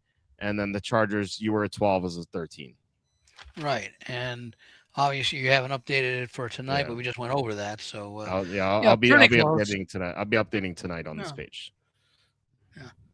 Oh, who's this? NJ Finn says, well, again, it depends upon the book that you're at, as far as when they are paid off. And I think the offshore books, or again, I'm doing it from Nevada perspective, and we are not able to directly play on FanDuel or DraftKings, but I think they do it the correct way, and that is once a wager is decided. I mean, they want to have decisions. That's why I think so many of their propositions, season win games, etc., always have half points or half games or half assists or half, whatever, so that there's a decision. Yeah. As opposed to a lot of Vegas books, almost every Vegas book will have a lot of games that are 6 rather than 6.5, not because they don't want because they don't want to have a decision. It's that's where the market is. In other words, I would suggest, and I'm not as knowledgeable about the offshore, the non-Nevada places as you are, but I would tend to think that adjustments in those places are made in whole units as opposed to half units. Yeah, you never see a whole number for win totals Yeah. ever. Yeah. In other words, if it were 8.5 minus 160 and they had to move it, they wouldn't move it from 8.5 to 9. They'd move it from 8.5 to 9.5. Yeah. And then it might be, plus 110, minus 105, whatever it could be. That's right. Even all the alt numbers are not whole numbers. They're all half numbers. So, yeah. I think even here in Vegas, a couple of books that I looked at. Well, let me see if I can call it up here. Bear with me. Yeah. As you look, say on the homepage, you'll see a link to this tomorrow morning. I'll be updating it for what we had tonight, so you guys can check that out and see what the bets are. I think we've had some really good ones so far. We've only covered half the league. Very rarely even number. Yeah, I never see it online. Can't remember. I'm just going to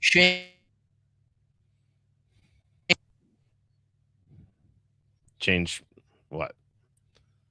I think Andy froze on us. I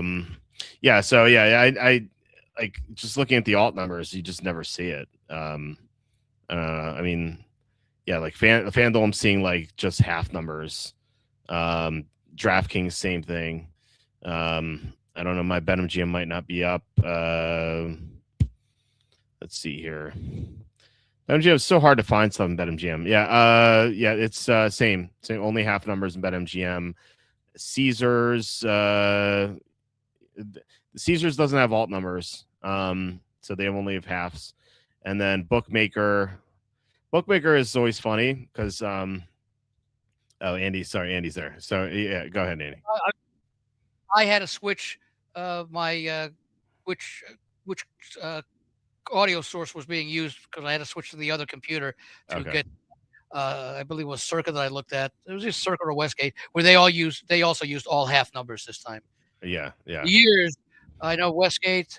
I don't recall about Circa if they always used half numbers. I know Westgate for every year, including last year, there were some that were whole numbers and others that were half numbers. And I don't believe Westgate had the alt numbers that Circa does. Like the Circa would have like 6.5, 7.5, 8.5, and 7.5 was going to be the standard number, and you go over under one number in each direction. I don't believe Westgate had that. Now Westgate may have that this year, although I don't know if it'll be set up in time because about that partnership with Caesars. Yeah, that's true. Yeah. I checked every sports book online. They're all half numbers. And I was about to say, Bookmaker's funny. Like usually on a sports book, if you're logged in for a while and you don't do anything, they'll be like, "Are you still logged in?" You can click yes, and you can stay logged in. On Bookmaker, they have like a timer, kind of like the same thing, except you don't have the option to stay on. You actually have to wait for the timer to expire. You can't do anything. That's so stupid. Say that again now.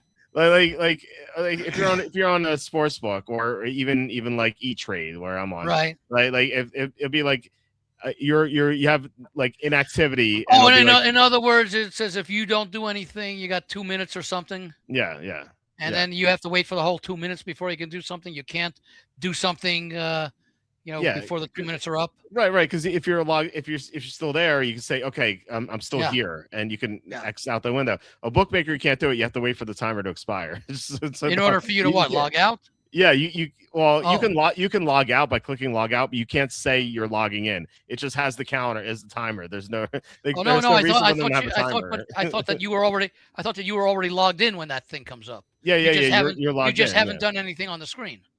Right. Yeah. Right. Yeah, for a while. Yeah, you're still logged in, and you can click log out, but you can't say you can't say I would still like to be logged in. They just have a timer for no reason. They might as well just log you out. Like, do they log you out if that time expires? If the time expires, yeah, but you can't say I'm still here. It says I see. So in other words, you haven't done anything in 2 minutes. Yeah.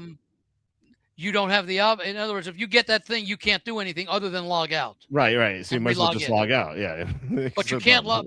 But are you saying that you can log out before the 2 minutes expires. You can log out, but you can't say I'm still here. I would say Right. like to be logged in still. It doesn't give you the option. So in other words, once you see that screen, you're you're going to have to log out Right. before you well, you logged out automatically if the 2 minutes expires. Yeah. Okay. Yeah, that is silly. Yes. Yeah. Might as well just log you out, right? Yeah. Anyway, we're over 3 hours here, so we Wow. might as well head out. I mean, we went on tangents, of course, but we covered 8 teams, and I think that's what we were at last Hoping week to as do, well. Yeah. And I'm gonna get a little bit more. I'm gonna do a little bit more, I think, on my my toss-up games and get those in. So I know what I was gonna ask you. And it may be different on the wording, because like the NFL, a tie for determining division champion or whatever, if I recall correctly, a tie counts as a half win and a half loss. So if you're 8-1, you are considered, well, it's a 50-50 percentage. 8.5 is 0.500. Okay. It counts equally. If you're like 10-6, you're whatever the percentage is. If you're 10-6-1, 10.5 divided by 17 is your winning percentage. Mm-hmm. Okay. So the thing is, and there could be some confusion. There shouldn't be, but sometimes some of these books don't always think things through because they're so interested in getting the information out there, the betting odds out there. And that is how do ties count for season wins? And you want to just make sure that a tie does not count as half a win. It's just ignored for season wins. Yeah. I mean, it's not a win, so it wouldn't count for a win. Even though it does in the NFL standings, it counts for half a win. It's still not a win. Right. But I think that's only for tiebreaker or seeding purposes. Yeah. Yeah. Right. Because that they have that in some Super Bowl props or whatever, where like if you don't see action, if the guy's in there for one play, if he participates in one snap, he's active for the game. If he doesn't participate in a snap, then all bets on that player are refunded. In some places, in some places it may say you have action regardless, unless the guy is listed as inactive for the game. Mm-hmm. Yeah. So that's right. Yeah. I mean, well, like for example, it's clearly stated in the rules that your team has to win. Okay. Well, what about ties? It specifically says in the rules your team has to win. A tie or a loss eliminates you. Mm-hmm. So there's no lack of clarity there. Yeah. Oh yeah. Always make sure you read the fine print. It's very exactly. important. But yeah. And that's excuse me. That's especially important when you're talking about propositions, whether it be for the Super Bowl or whether it be on your daily fantasy or whatever. That you want to read the fine print as far as what constitutes action, what constitutes non-action, and how certain situations that don't come up often but come up occasionally are handled. Yeah, absolutely. Yeah, totally agree. So. Okay. Anything else, or do you want to? If not, do you want to plug the logical approach? I'm going to start to have some stuff up on the logicalapproach.com in the coming weeks. Number one, I'm going to start having some stuff about my own newsletter and things that we've talked about before, sample copies from last year. I'm working on that right now to get that up there. I won't be taking any subscriptions until the middle of June when that's all settled. And I am going to start putting up probably sometime in the next week something about the proxy services that I provide for entering those football contests like Survivor. Don't know what's happening with Super Contest yet at Westgate.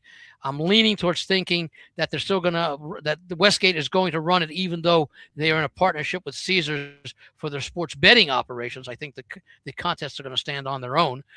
Circa announced, I think we may have talked about it last week. They've announced their 3 contests.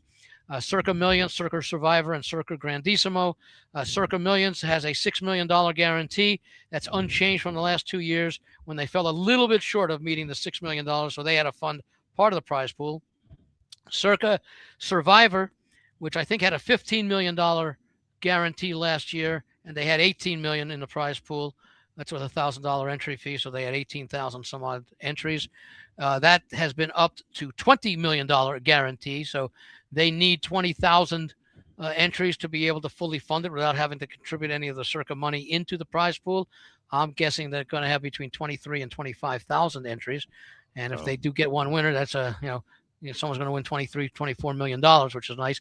And then Grandissimo, the one I know, Walter, that you've been eyeing, that's the one with the $100,000 entry fee, and they are guaranteeing $4 million as the minimum prize for that winner take all. Same rules as the Survivor contest.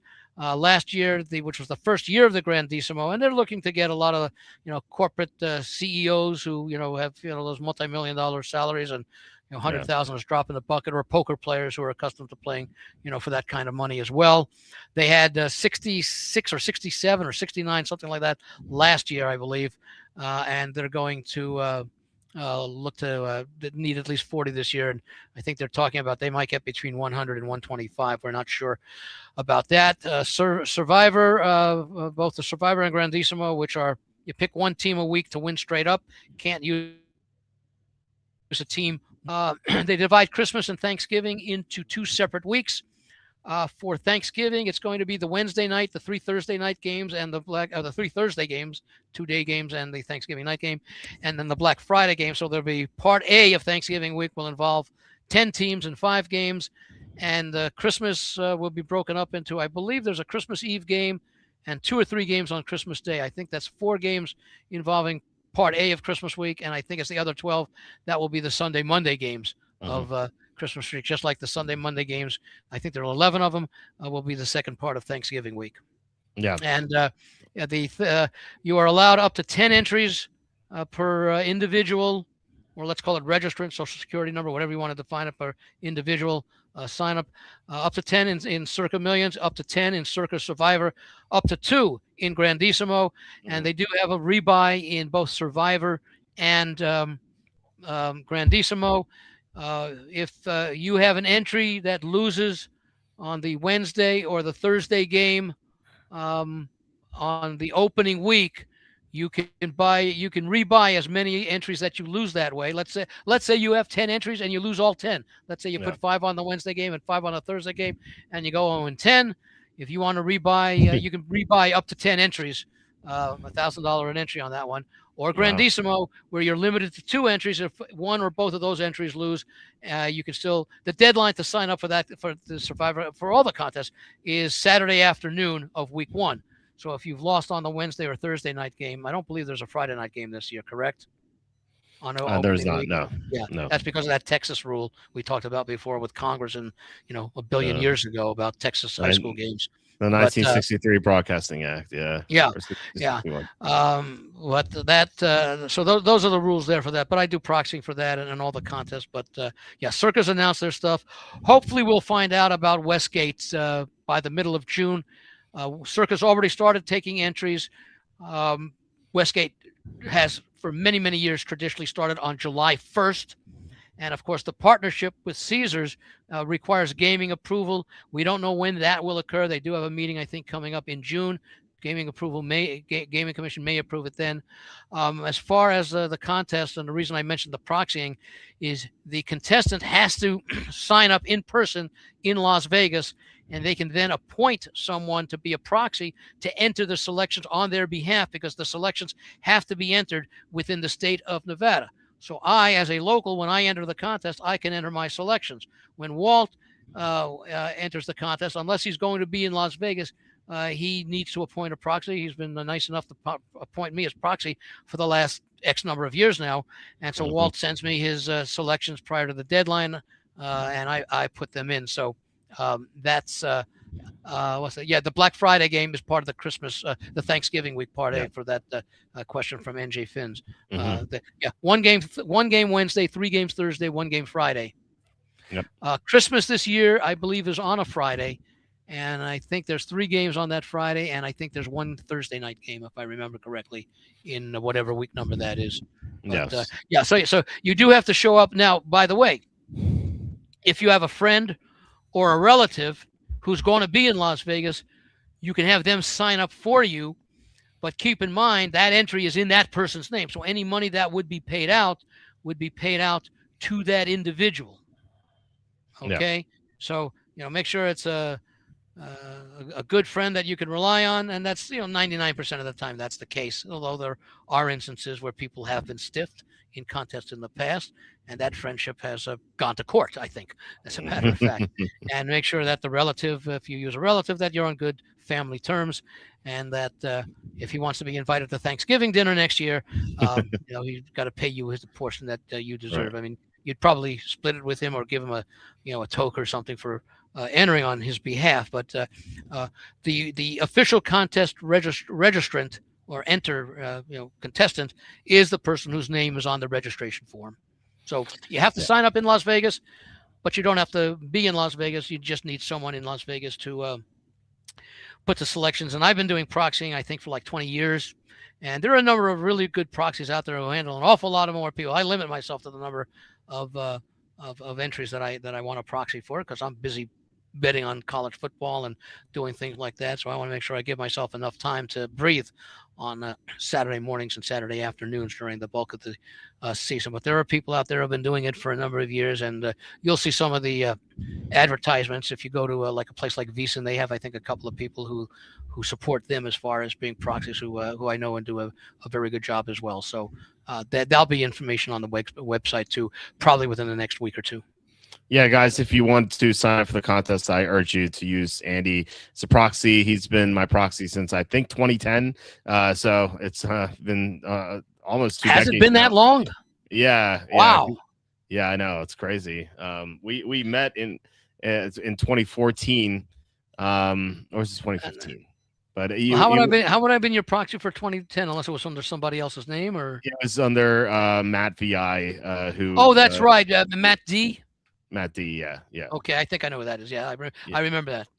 Yeah. Okay, So I didn't realize that you and he were partners at the time. Yeah. We were partners, and he introduced us in 2015. So that's the first time we met. So, guys, I urge you to use Andy. He's very reliable. Has never missed anything. In fact, if you forget your own entry, Andy will enter in the 5 biggest underdogs. I have a default that is usually involve the 5 biggest underdogs of the week.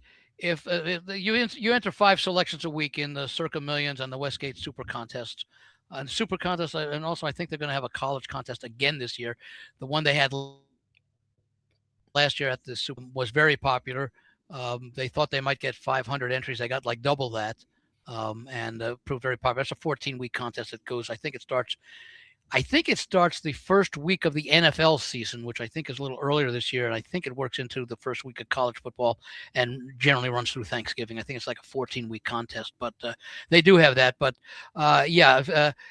so you submit 5 selections a week. College it's 7, but in the NFL it's the 5 selections a week. And I usually, and it's like 99% of the time, I'm able to get the hold of them because I'll send reminders and try contacting them up until the deadline on Saturday afternoon. But if for some reason someone's traveling or they don't have access or some unfortunate situation can't get them, I always look to the 5 largest underdogs. And then if let's say there are 6 underdogs, let's say the last 2 that are tied for 5th are both like +6. Okay. Yeah. I will generally take the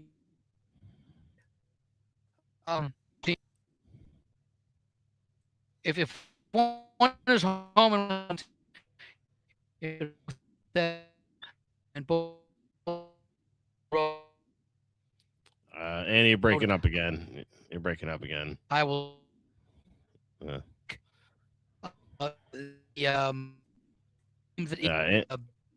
underdog. Andy, you broke up pretty badly there. And I didn't hear you there either. I think are you there now? Just the wheel's spinning there. I don't know if what's going on. I mean, we are almost at 3.5 hours, so I still have to do some stuff here. So unless Andy, are you still there? Or I guess not. Anyway, we can call it a show. So anyway, I am. We're gonna be back tomorrow. We're gonna have Mike Lucine from NFLRoughDraft.com. Mike's one of the sharpest fantasy guys I know. He does like 50 leagues. It's insane, but awesome. You get to have his feedback. He called Jonathan Taylor having a great year last year. I remember at this time I was kind of like on the fence on Taylor. I didn't know if I liked him or not. but he was adamant that you should draft Jonathan Taylor, and he made other great calls as well. So I can't wait to hear what Mike's going to say. So we're going to do a draft with him. Friday, no show because Tom is busy, but we'll be back next week with Tom and everyone else. So please hit like, subscribe, comment below, share this video, visit walterfootball.com for tons of content every day. And yeah, guys, I hope you have a great rest of your night, and I will talk to you tomorrow.